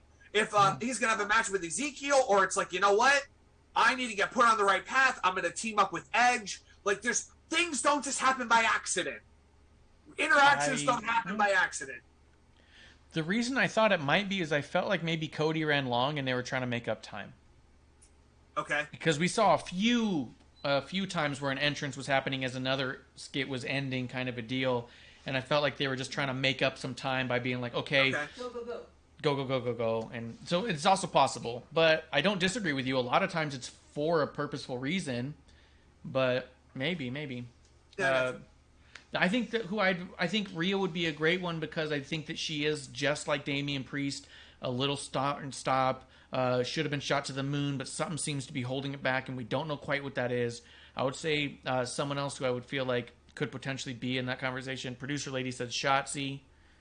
I would say maybe even a Ricochet. Like, there's a lot of people you could put with Edge to give him that final little sizzle. Even if you want to get crazy, Alexa. She's still got that dark thing going. If you still want to use it, it's the only way I could see it staying without a story. I think she holds her own well enough, but I could see it. Just for the star power. But I think that you want people around Edge who need Edge's star power and not just to... But at the same time, maybe you put an Alexa in there to bring up a Rhea and a Shotzi, because maybe a woman's star power and a man's star power are different star powers, potentially. Yeah. Drew in the chat says Dexter Loomis. Maybe. I mean, as long as it gets him away from the fucking indie stuff. Oh, my gosh. With that, though, too, with Edge... especially with him being in the twilight of his career, still top-notch, but still towards the end of his career. And he's even said, you know when you have a punch card that you use for, like, you get, 10 punches, you get a sandwich or something? His entire card is punched with all the matches and all his entire career, with his neck and with everything like that. Just, we need to save Edge matches as much as possible. So have him being in a faction and a stable, he can be like, all right then, you'll face me tonight. No, JK, you're gonna face Damian Priest. Like, just it will keep Edge on TV, even though he's not wrestling every week. Someone in his faction is. Yeah. I agree with that, Grim Reaper. I think that is probably exactly the reason they're doing this with Damian Priest. I don't think Damian Priest needed a push from Edge at all. I think this is just a great, innovative way to keep Edge relevant for a couple more years until WrestleMania 40 or whatever is done again. Yeah, that's it. Maybe. I'm just going to fire past this one unless you guys have anything to say about it. As much as I loved the New Day coming out in Big E gear, I don't know why you'd have them lose in a minute 40 to Butch and them. They ran out of time. I mean, the fact that it was a short match is one thing, but the fact that New Day took the loss is the thing. Even if it was, that shouldn't have happened. I just don't get it at all. It wasn't exactly a feel good moment, but I loved the Big E tribute. But outside of that, I was kind of like, it kind of took away from the Big E tribute. It made no sense from the WWE standpoint either, because honestly, if Butch and Ridge Holland and Sheamus lost, no one would have cared. No one would have cared. It didn't take away from them. It was a bad move. If I had to say again, if I had to tell the WWE, you fucked up on one thing, other than Charlotte losing to Ronda or winning, sorry. I had it in my head so much the other way. I just feel like it with Big E getting his neck broke by Ridge Holland and shit. They should have put them over. They could have on Raw. They could have changed the titles, and I wouldn't care. The one thing about the whole interaction with New Day and Sheamus's group, call them. I'm thinking of a cool name, something like that. But when that happened, they were cut from Saturday. Sheamus put a tweet out with scissors. And their match was cut. Is the one that they were the token Divas match from back 10 years ago that was cut. Nikki DeBella talked about it. They were the time saver match. Yes. They get cut from Saturday. In my mind, this match only happened because because right after that was Pat McAfee and McMahon and Austin and Theory. We're talking about they needed more buffer time. Like, oh no, wait, they're not ready yet. Send all those guys out, because if everyone was ready, Grim Reaper 100%, they would have not had that match at all. I think it was a last-second throw-in match, and then you have the pre-match beatdown, the 3-minute beat. Even though it was a minute 40, the 3-minute beatdown, and then just this match was supposed to be a 6-man with Big E. I think the Ridge Holland and Sheamus and all they were gonna win anyway, even if Big E wasn't hurt. They need to push a new group. Real quick, Micah says he wasn't a fan of them replaying the. Yeah, they showed it. Yeah, they showed the belly to belly. I'm like, holy crap! Yeah, I was not a fan of that either. However, though, it is a lesson for every wrestler on the roster to be like, hey, don't do what you fucking can't do. I feel like that group of people, and I don't get. Sorry, I know you guys watch NXT. The Butch thing, whatever. I could beat that dude's ass. Get the fuck out of here. Wait. It's one of those angles that you have to give more time to breathe. No, I'm just saying, like, more he's all time. angry. So what? Fuck off. Get the fuck out of here. One of the best wrestling superstars got his neck fucking broken. Okay? Why are you angry? The New Day is the reason they should have been angry. By the way, are you going to take away from Xavier Woods and Kofi Kingston, King of the Ring, and a guy that's a former title? Oh, by the way, Big E had the title too. Fuck off. They missed the mark on that one. I agree with Ref Marsh. That was the worst outcome other than Charlotte and Ronda of the weekend. Again, as a whole, loved WrestleMania and enjoyed it and felt great about it. This one, I think they could have just gave it to the New Day and let that group of whatever the fuck they are, fucking UK needing dental fucks, do something else. I do think that. So you're not going to give them time, are you? No. I just don't care. Why do I care? Give me a reason as a fan to care about it, and I will care. I cared about it when Big E got his neck broke, so they're going to run it another 6 months? I don't know. They should have just ended it. Because they couldn't have prognosticated Big E breaking his neck, right? So were they planning on running this longer? That's the only thing I can think of, is that this was going to be a much longer storyline. And they were like, we got to give Big E something because we ripped the title out of his hand kind of unceremoniously. But for me, I don't know. I feel like they could just have taken the New Day a different direction. I feel like Xavier Woods could go anywhere. Kofi could go anywhere. Big E could go anywhere. They could do anything with those characters. They're so versatile, so good, so well articulated to the fans. Micah says, I already talked about the Charlotte match with Marsh. Super confusing why she won. She's the only thing casual fans and hardcore fans agree on. Yeah, you're right, Micah. Yeah. Let me stop you there, Beard, because like I said, I wanted to just say a couple things on this and move forward. I will say that I do agree that Sheamus, Ridge, and Butch are going to be a big force and a great triple team to be out there. I just also think that with the in response to the injury, it would have been nice to give New Day the win here, just because they are both such big time guys that it wouldn't hurt them to lose. It wouldn't hurt Sheamus, Ridge, and Butch to lose to New Day. And it would have been a feel good moment for the night, and you could have moved on, and they just go. It would have not. 100% Ref Marsh. 100% would not have taken away from those monsters. Okay. Yep. I'm just saying to put a bow on it.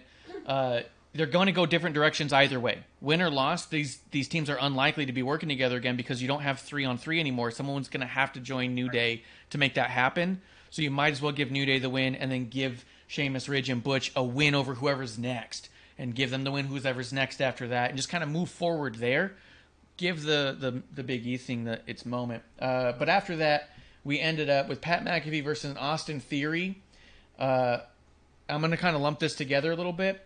In my mind, I remember thinking, like, hey, Stone Cold was last night, and I was like, how are they going to follow up Stone Cold on the second night? And I felt kind of silly by the end of it when I realized you follow Stone Cold with Stone Cold. When Stone Cold came out, it was like, it felt like they'd completed so much with Stone Cold the night before that I didn't feel like they needed to bring him out.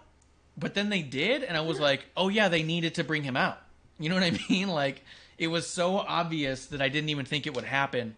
And so, yeah, the Pat McAfee Austin Theory was awesome. They did a tremendous job in there. Mr. McMahon, Vince's mannerisms ringside while he was sitting there looking at the match, being clearly unhappy with Pat McAfee getting any offense in, disappointed in Austin Theory when he was getting beat up, but like really proud of Austin when he was getting the win.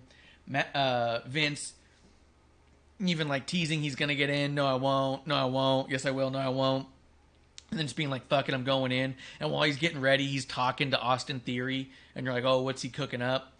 The idea that McAfee gave Austin, or not gave, I mean, obviously he gives him, but at the same time, the idea that McAfee got no offense in on Vince. Austin Theory was underhanding McAfee the whole time. Stone Cold comes out after McMahon gets the win. Goes, this isn't going down like that. And beats the shit out of all of them. Stuns them. Beers with Pat. Stunner to Pat.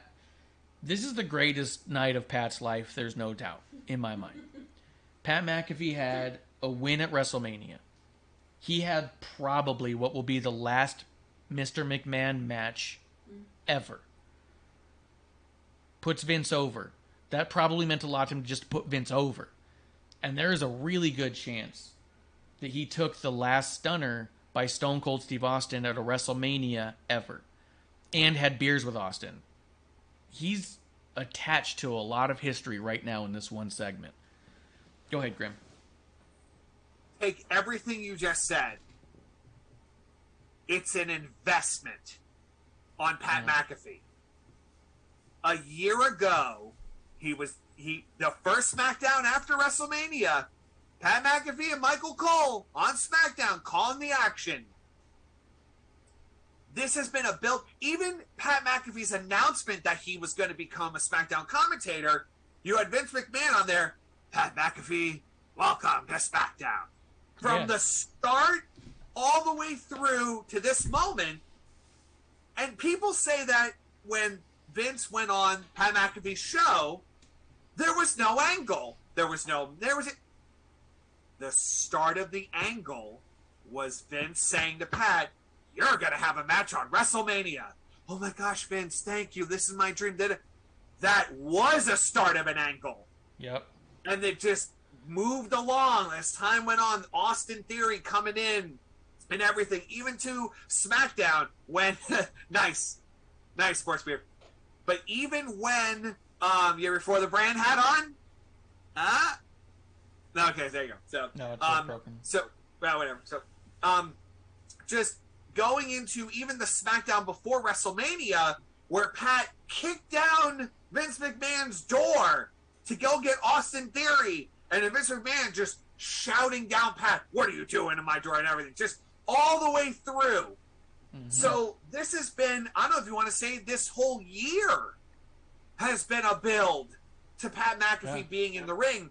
And again, goes to the point of investment. Pat's going to be a part of this company for years to come. The credibility of Pat, the athleticism, him on the commentary desk. He was given a main event slot in his first year being full-time with the company. Just to cash in chips on Pat McAfee, Vince cashing in, WWE cashing in on who Pat McAfee is, has put not only a rocket freaking to the moon and then some. Just really just this past year has just been a build to where Pat McAfee's going to be now on this pedestal moving forward. Yeah, absolutely. Sportsbeard, I was really surprised you hated this whole segment so bad. Yeah, no, come on, man. Jump on it. I think it's going to go down as the greatest match of this thing, of the WrestleMania 38. I think that people probably underestimated Pat. You know what? I underestimated Pat's value to the brand. And by for the brand, I mean the WrestleMania brand, the WWE brand. Incredible. Again, if I talk about it too much, I'll probably do it a disservice. That's how good it was. Yeah, it was amazing, and this was also peak sports entertainment. You know what I mean? Like Vince McMahon and Stone Cold Steve Austin really putting a bow on that rivalry right there in the middle of Pat McAfee's segment. Pat McAfee being a part of that on both sides. The end of Vince and Stone Cold is on the foundation of Pat McAfee. That's incredible. This could be, I don't think it's the last we ever see Stone Cold ever by any means, but this is likely the last match we ever saw him in. This could very well be the last time he does a stunner at WrestleMania. There's a really good chance that's the last time you ever see Vince McMahon with his shirt off in a wrestling ring again. That's likely the last Vince McMahon match, and it's against Pat McAfee. And like Kevin Owens giving Stone Cold the win, Pat McAfee giving Vince the win. Big old nod to the guy who made it all happen. You know what I mean? Like, Vince took a lot of losses in his wrestling career, and to be able to have his last one have the little win over one of his commentators in a shitty way because he was being an asshole, like that shirt said, "You think I'm an asshole? Congratulations, I am." Vince being the peak asshole here, I loved it. Go ahead, Beard. I don't even know what to say. I mean, How about go through the actual match? Forget the grandeur for 1 second. How about the match move for move? Pat's athleticism, jumping to the top rope. Yes. Let me I go mean- through the moves. What did you think about that? that fucking match was incredible. Pat from the floor to the top rope. I mean, and again, Ref Marsh and I talk about this all the time.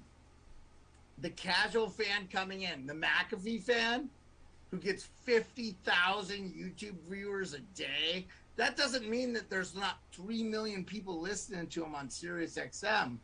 You know, like, he is getting a major bump. I was blown away. Like, everybody, like, who's the guy you work, Austin Robert? Theory. No, the wrestling guy that's outside Austin. he's a reporter for wrestling.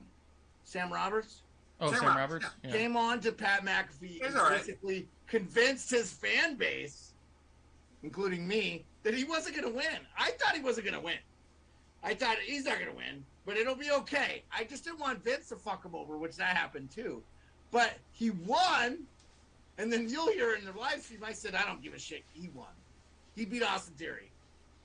And then he fought Vince. I will say the Stone Cold Steve Austin, it's the worst for a 76-year-old Vince McMahon. It didn't cheapen it for me at all. I loved the whole thing. Do you know what validated that moment? When after the stunner, Austin laughed it off like, you son of a bitch. His laugh, but how about Him him laughing stunning it off Pat? signed off for everybody that no. That we know what happened. Just okay, let's just keep going. Like he laughed at it. Yeah, no, it was great. Like he had to be like he was like, I kicked, and then it was so good. JK, throw me another beer. Yeah. I'll say this. Outside of Mr. Perfect selling something, Pat sold the Stunner better than anybody ever sold it. He didn't oversell it, but he stole it the best way. He spit beer out when he sold it.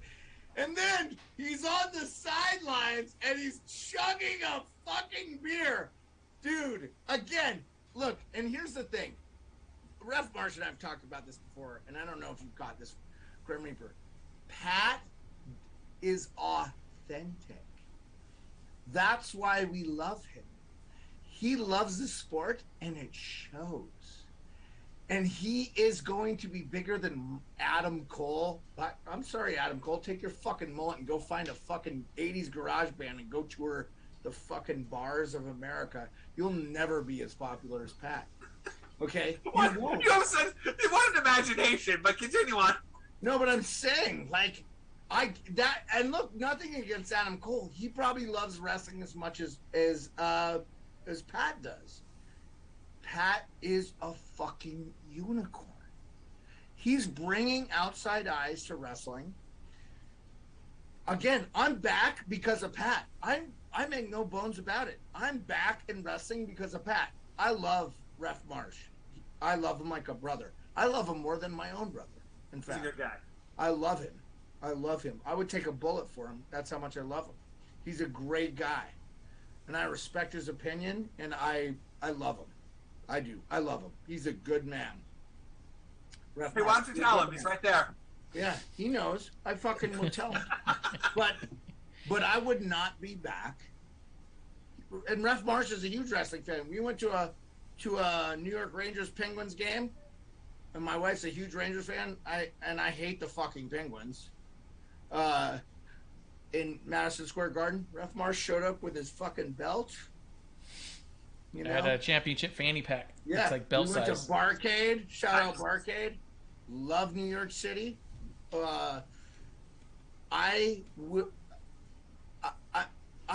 Pat is the reason I'm back in wrestling. If Rev Marsh said you should give wrestling a chance, I would not have done it. No, sorry. Pat McAfee, he's like, I'm in wrestling. I'm like, oh, I gotta get back to wrestling. Yeah. And that's the bottom line. That's the bottom line.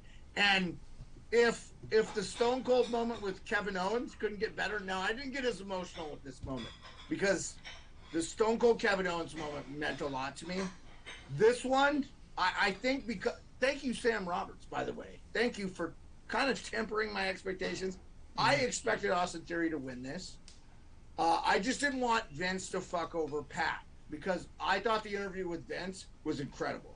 I think Vince doesn't get the credit he deserves as an innovator. He's a billionaire, but he deserves a lot of credit for actually being amazing. And people want to shit on him because they think he's the character that's Vince McMahon on TV, but he's none of those things. He's super charitable. The WWE can't sell enough of the charity they do. I mean, it's sad that his wife didn't become a senator. It would have been great for Connecticut. But I'll just say this.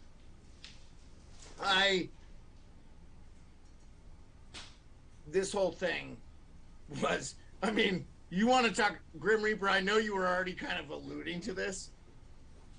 This could have been the main event. This was the match that we will talk about for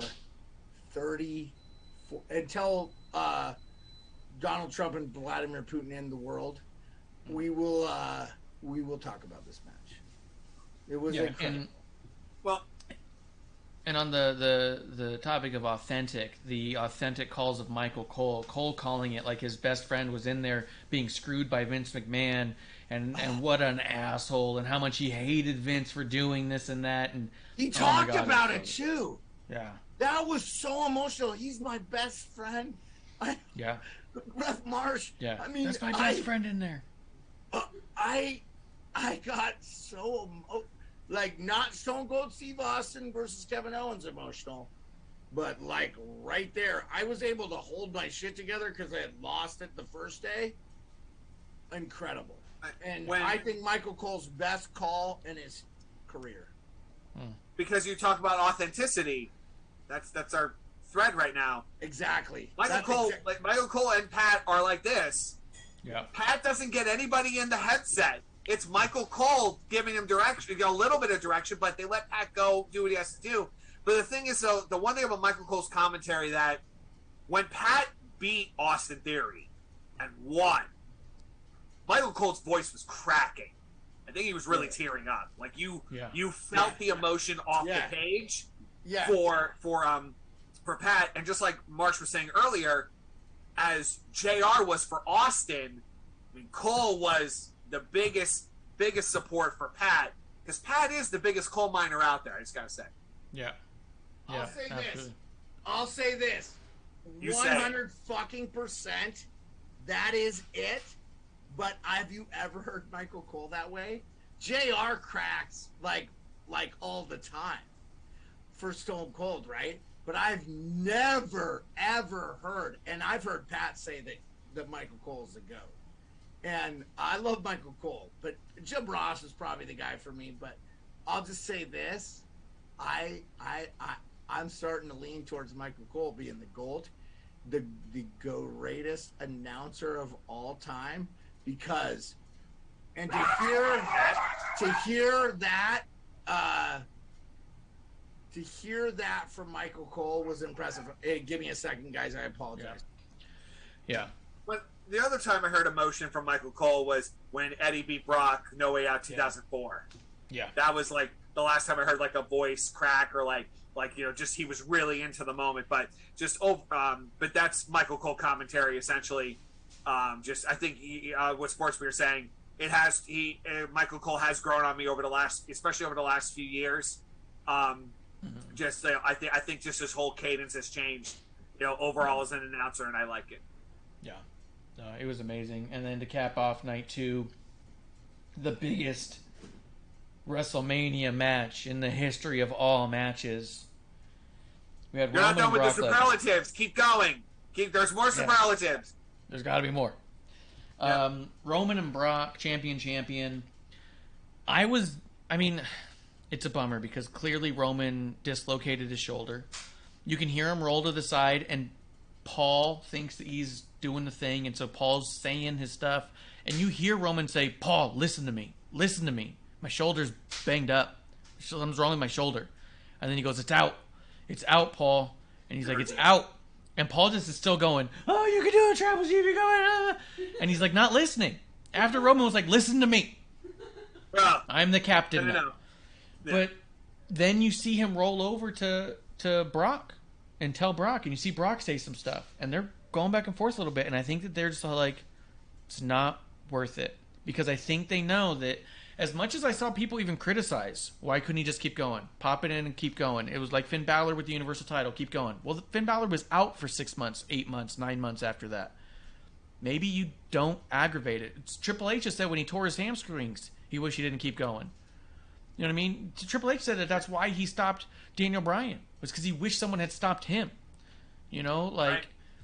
There's a lot we know now about injuries and making it worse, and they also know that you want to be the one to go there. Roman knowing football, and we also don't know people's schedules. We don't know what people are going to be doing. Maybe Brock's like, look, I can't do a bunch more right now.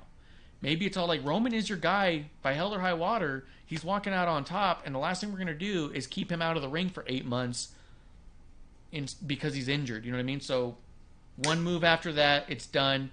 You see Roman walk over to the top rope, grab it, lean back real hard, pop his thing back in place, and you see him let go. Fuck. Michael Cole and Corey with the call on that. I think he just put it back. Corey Graves, you can see his eyes bugging as he's all like, I think you're right. Yeah, it was thankfully.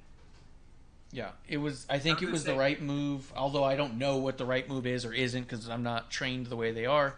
But I think that whatever it takes to not aggravate your top star and keep him out longer. So it felt a little rushed at the very end. It was ultimately a 12-minute match, and I don't know that they would have gone more than another 10 minutes. I think they probably would have gone 10 more minutes. But Roman was going to come out on top. It could have been. I think that the biggest problem this match had was being billed as the biggest match of all time, and then having an injury happen. Because I think had the injury not happened, I think it probably would have been a lot more. What do you think, Graham? What do you think about this? I'm with you, Marsh. Obviously, at the end there, that does shorten the. It takes away a little bit from the moniker of the greatest match in WrestleMania history. Even the pay-per-view ended like 10 minutes of the hour. It ended earlier, so it added to, which we'll get into the epilogue in a moment, what we think is going to happen from here. But in the match itself, it was a Brock Lesnar match, Roman match. Out of their other WrestleMania matches, I mean, it was all right. I mean, 31 was pretty violent. That was a very, very tough match. But just overall speaking, for this match, it was a good match. Roman winning was the move. I think Lesnar will go away for a while because at this point he did his good guy cowboy act. It was all good. I think now this is cementing Roman double title Roman. It just solidifies he is the man. He is the man of all wrestling, all of pro wrestling. He is now the pinnacle of that. Yeah. And he represents that way. In terms of the where do we go outside of the match, on Raw, pretty much we were touted all Monday Night Raw. Roman Reigns is going to talk. Finally talks. Tune into SmackDown. Yeah. Just kind of punted a SmackDown, which is fine, but just hey, because just looking at the overall magnitude of the match, I think saying it's the greatest wrestling match or the greatest match in WrestleMania history. Biggest. Okay. It's more measuring the impact of the match. It's not the match itself. I think, it is the match itself, but just the impact. What does this mean? One person now holds both heavyweight titles at one time.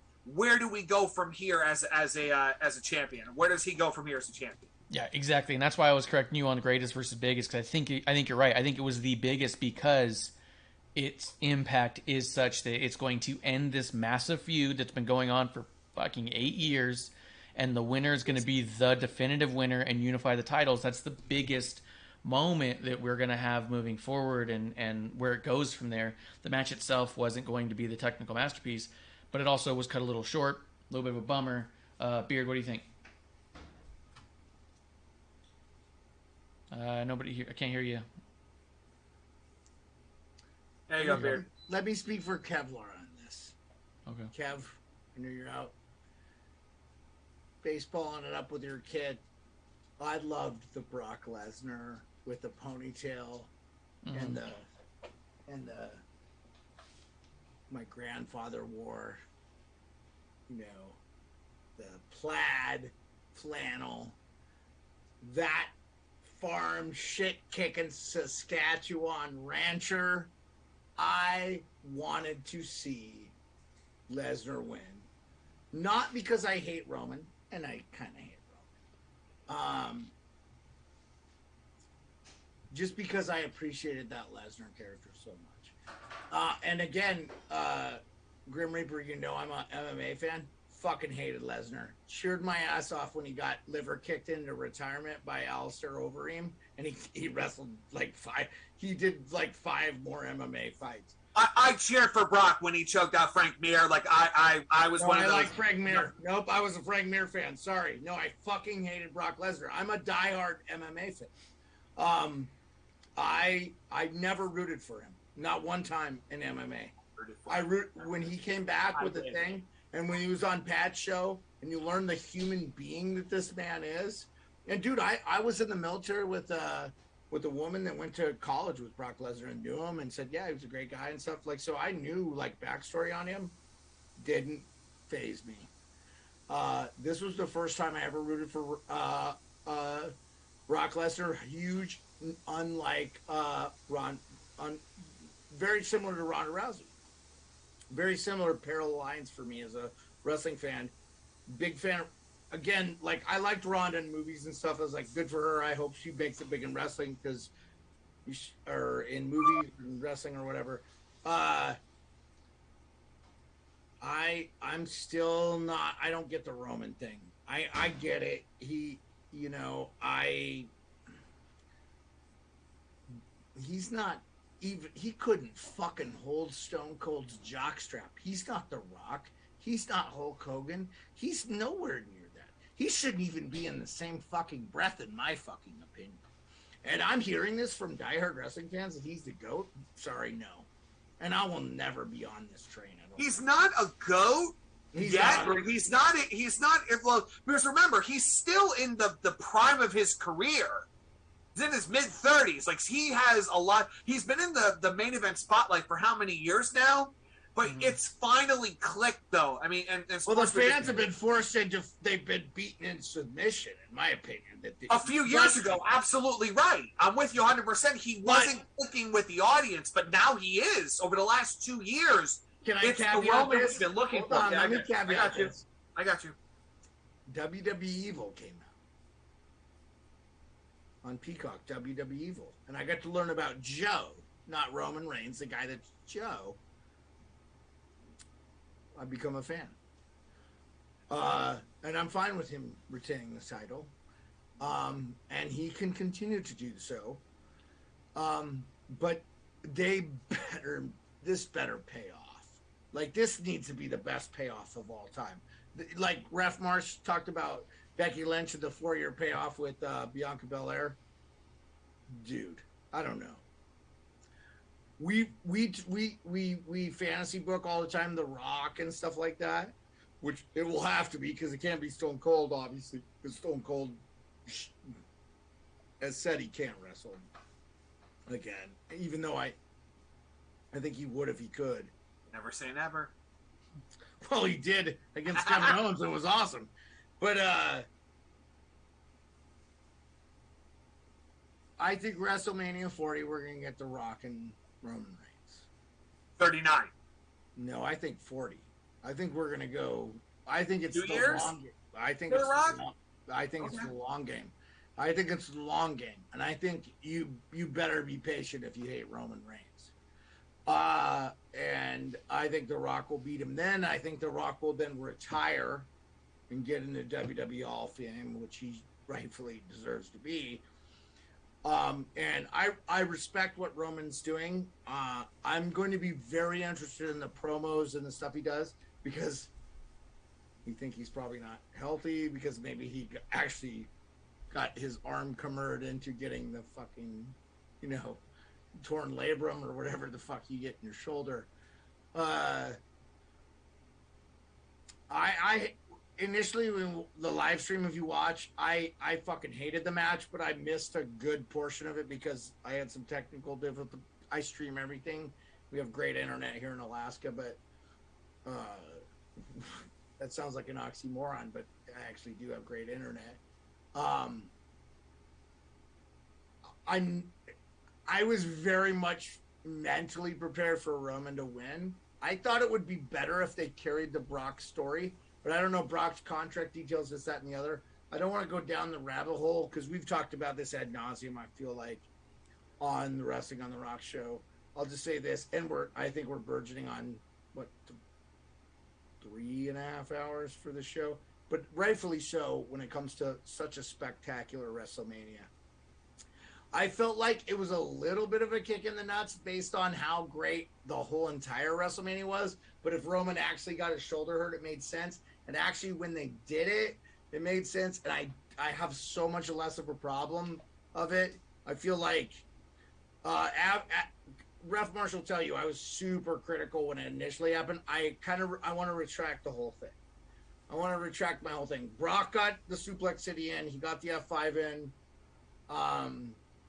We didn't talk about the match. I thought the best finishing moves were the RKOs that were done like midair. I think didn't Roman catch Brock with the thing midair with the spear? That was pretty amazing, and I don't want to take away from that. Yeah. So Marsh, with him holding both championships now. We have the WWE title and the Universal title. How do you see this year playing out with Roman? Let's just play it, fantasy book it. Does he lose one of them? Does he hold on to both of them? Is he the unified champion for another year? How do we play this out? I think that the only reason you had to have such a title reign with Roman was because of the Brock story. The story was that Roman was trying to erase the history of Brock Lesnar by taking all of his accolades and claiming him as his own. Even so much as taking the wise man Paul Heyman, so people would stop talking about Brock and Paul and start talking about Roman and Paul. So I think that at this point he could suffer a loss of the title and regain it, which could make the stories a little more interesting. So I don't think he holds it all the way to Mania. I don't think he holds it all the way to the Mania after. But I do think he regains it before both Manias at a certain point. What, Beard? All I'm saying is, would you care tomorrow if you relinquished the WWE Championship title? Yes. I don't think he needs it. You would? Yes. Let him just be like, because I want to know. I feel like Cody Rhodes, Seth Rollins on Raw would be awesome, and so let them fight for a vacant title. Where Roman's like, I don't need this. I just got it for Brock. Because the only reason I say that, Ref Marsh, is I don't even think that Brock would have had this title if we didn't have the whole COVID thing on day one, and then Big E getting hurt and yada yada. Bobby Lashley had some injuries and stuff like that. I feel like you have so much more potential on the Raw side you can't not have a title involved. And so that's why I think that Roman doesn't have to have both titles. He has the Universal title. That already is sort of the unified title, is it not? So I don't know that. You're going to disagree with me, I think, but it just feels like it's just you're going to hold the whole roster hostage for a year to kind of resolve this. It doesn't make sense to me. You're right in that we do need two different titles on two different shows. We need them split, right? Yeah. I'm going to harken back to when Becky Lynch won both titles at WrestleMania 35. Becky 2 belts, right? Right. if she was the Raw Women's Champion. She won it from Ronda, won the SmackDown title from Charlotte. Both titles were on the line in the match. You move on. A couple of months later, at Money in the Bank 19, she had to defend both championships. She beat Lacey Evans for the Raw title, and then right away, Charlotte came right down the ramp and said, I want my match right now. Okay, right as the match was going on, Lacey Evans, women's right to the face, Charlotte boot, Charlotte wins the SmackDown title from Becky. But then Becky continues to hold on to the Raw Women's Championship all throughout WrestleMania against Shayna. Then Money in the Bank. Then she goes and becomes a mom, gives it to Asuka, wins it right back from Bianca when she comes back from SummerSlam, and has a 500-day continuous active reign as Raw champion. Yeah. So Roman could technically lose the WWE title as long as he holds the Universal title, because Universal title has the 600-day reign he's going to have. Yeah, he'll get to 1,000 days next year or something. So he'll lose the WWE title, be it a triple threat match where he's not involved in a decision, but then it's a 2-title match, like they could work it through. So if he loses the WWE title to someone else, that's fine, as long as he's still the Universal Champion. That's how I'm trying to measure it in my mind. Because the problem with Roman coming out and just saying, I don't want this piece of shit title, is you've now turned your world title into a piece of shit title. And no matter who holds it will always be a piece of shit title holder. So I think that it's better to screw someone. We're not saying that. We're not saying that, Rep Marsh. We're saying exactly what he said. He wins a championship, and then the Money in the Bank person comes in right afterwards and wins it, and he loses. Not unlike Big E got the title in the first place. We're not trying to deface the WWE Championship. We're just saying, Beard, we're going to hold an entire show. Beard, look, all I'm saying is you asked me directly, would I mind if he came out and said, I don't want this title and relinquish it? That's my answer, is that it would defame that title. Right. What I'm saying is you... Don't do that. Don't do that. What I'm saying is that what Grim Reaper position that you agreed with is also what I agree with. But to answer your original question, that's why I wouldn't want him to do that, because it would shit on it. That's why the idea of the Money in the Bank coming up so soon is so important, because then it creates an interesting dynamic of how are one of those titles going to come off Roman, which goes back to what I was trying to say to begin with. I think right now you have Roman hold both, and we have a few interesting storylines as possibilities where we can flip it to a Cody, we can flip it to a Bobby Lashley, a Drew McIntyre, a Happy Corbin. All of them look like world title contenders right now coming out of this, which makes it really interesting, which makes Money in the Bank really interesting, because you get all those guys, including a Seth, inside of a ladder match for Money in the Bank, and you start thinking, who's going to screw over Roman for one of those titles? That could be a lot of fun, because, again, I don't think Roman needs to hold both titles by any means all the way to Mania. I think he drops at least one, if not both, and gets one back, because he doesn't need the record anymore. He already has the record. He holds it, you know? Yeah, that's why I thought he would maybe lose to Brock. I'm sorry, Ref Marsh, 100%. Gotcha. We're in the same realm. Yes, we're good. I didn't mean. I think when I said Roman just relinquished the title, I meant like some Money in the Bank. You just got to do it right? He just doesn't throw it away like it doesn't mean anything. It means something. Yeah, but people have positioned that as an option. They say, oh, he should just relinquish it and let it be a tournament. I don't like that idea at all. You don't relinquish the WWE Championship. That right? I should have articulated that with. Yeah. Or how do we get one off of it, right? But it's a good point. It's a valid point of view. Like, we're going to relinquish the title, but then we just talk through it from there. So it's just overall saying the prestige of both championships. That's what Roman's going for right now. I'm in God mode. Yes. I'm in God mode. The Bloodline has the tag titles. They have 4 titles up in the air. Like, just, it's crazy right now. He's using a game genie? Hold on. Yeah. This is what I'm saying. Like, I apologize for not articulating it well enough. You're not going to hold an entire brand. Like, Raw is not going to be held hostage, right? We're going to go 6. When's Money in the Bank? July 4th weekend, actually. So we're going to go where the Raiders play. So May, June. We're going to go 90 plus days with a brand being held hostage. That's the only you can thing have I'm it saying. where Roman defends one of the other titles every other pay-per-view. So the Backlash coming up, he could do the Universal title. And then the June pay-per-view, he could do the WWE title. Or he could defend both in one night. Like that he did. That would work. Yep, you can do that for sure. And you're saying that he's be holding one of the brands hostage, where the reality, or maybe not the reality, but my perspective and probably the perspective of some others, he's their number one moneymaker. Having him on both shows is not holding one hostage, it's giving life to both. So having Roman on both shows for a 3-month period before he loses one of them, not a bad little boost of visibility. Yeah. I'm not denying that. 100%. Yeah. I feel bad for Roman that he has to put in that kind of work for the next 90 days. That might have been my thought process from the get-go, is like, oh my God, just Roman. Does the guy that is the showrunner want to fucking work that kind of incredible hours? But for me, like, all I'm saying is, I feel like you could relinquish it in that sort of defending it on like a week without tarnishing Roman, is what I'm saying. So like next week, if he defended the Raw and lost, and then won the you know, like, and it could be a controversial win. It doesn't have to be, you know, it could be Seth Rollins taking the title from him on Raw in a week, and like he gets help from someone.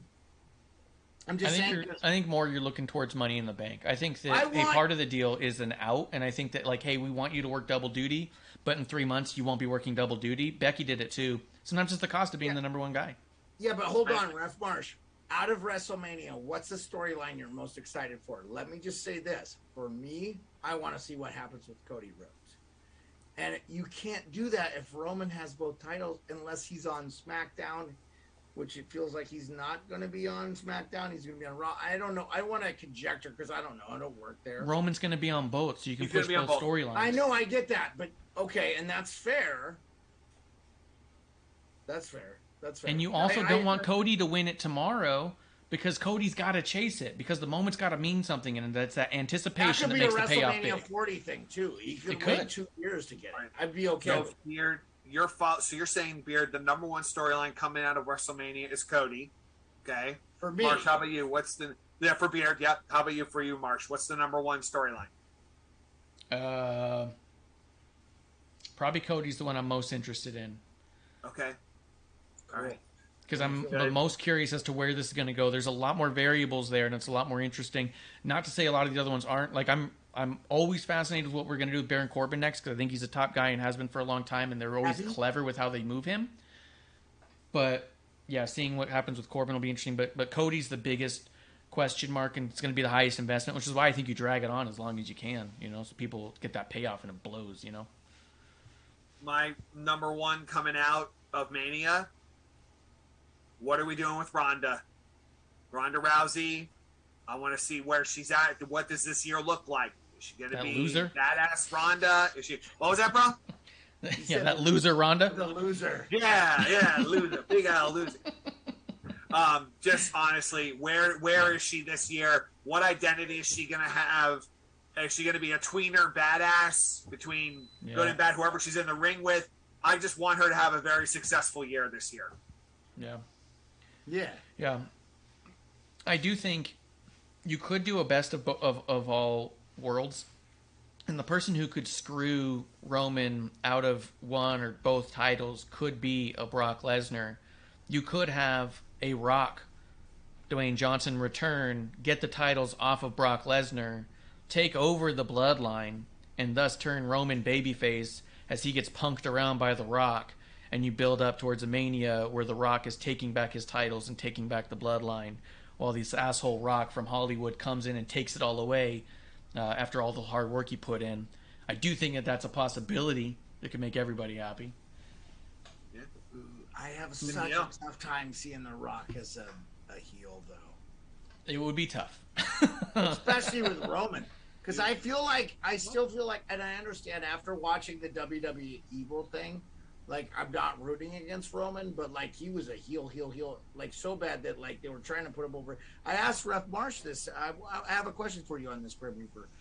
early Roman, he had blue eyes. Like they made him have blue eyes with contacts or something. I'm like, he doesn't have blue eyes. Correct. It was weird to me. Like they really wanted him to be a baby face, and he just couldn't. Like they forced it, and then finally, like the Usos are like, yeah, he just finally was that guy. He was Joe. Like fuck you, motherfuckers. This is what I'm gonna do. I'm gonna be Joe. And then everybody's like, because it's authentic, right?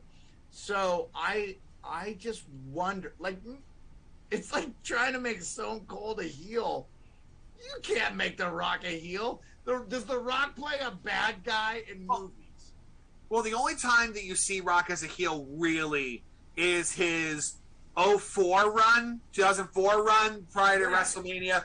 Around WrestleMania, he had the match with Goldberg at Backlash. He had those fun matches with the Hurricane. So you can go back on the network and watch those. He did the Rock concerts where he would make fun of the town and everything. So he tried being Hollywood Rock with the sunglasses inside and everything. So big belt buckle. He so was he the heel tried against pushing Cena. it that way.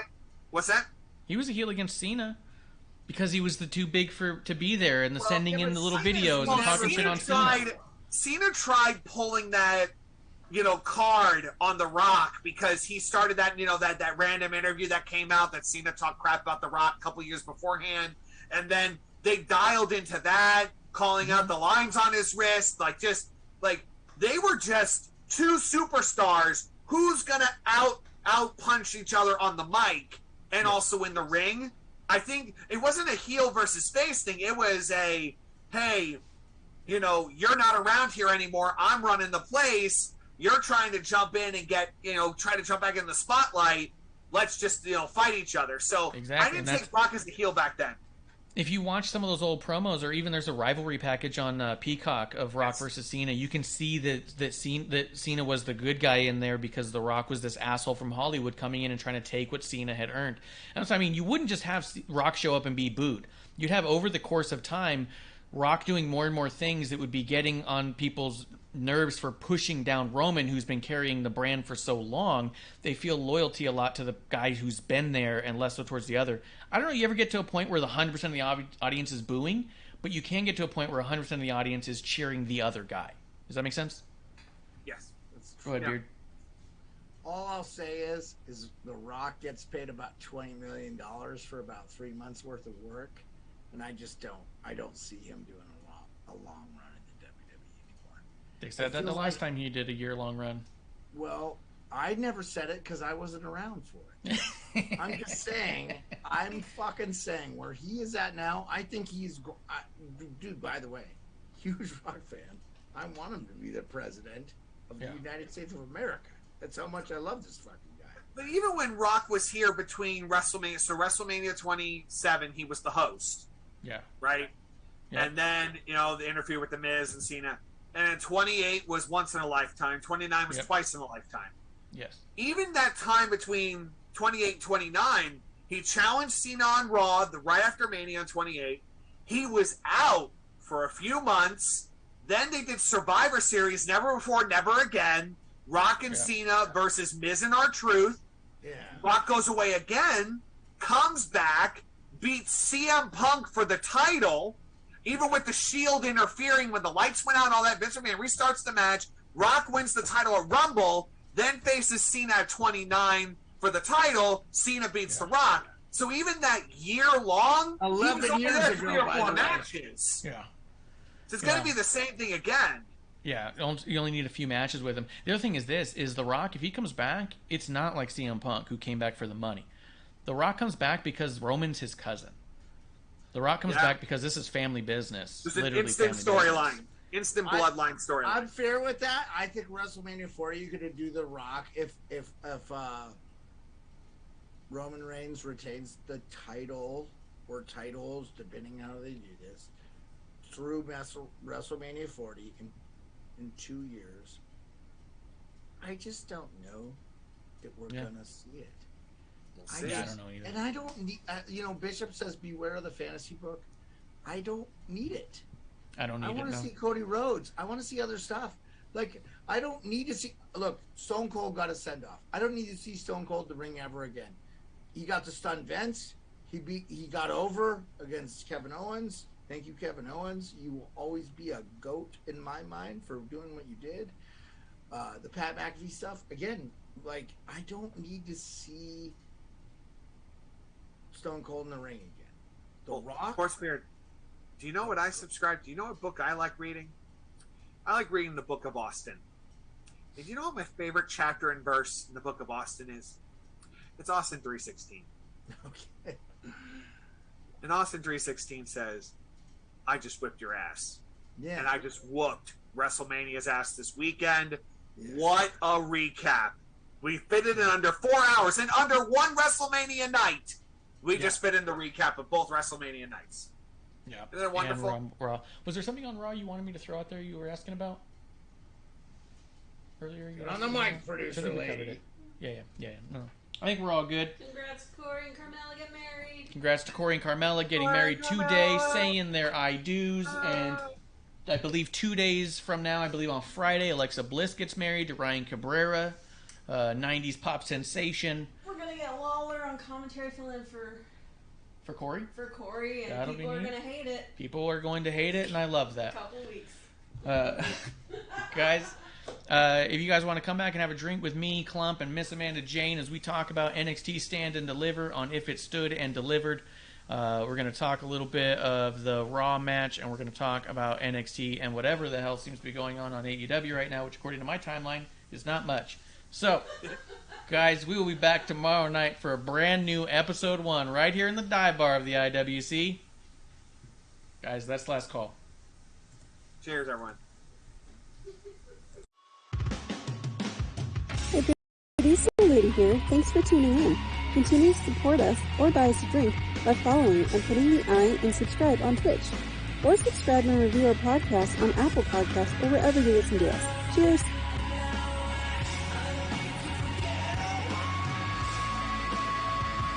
I would never have a drink with wrestling on the rocks.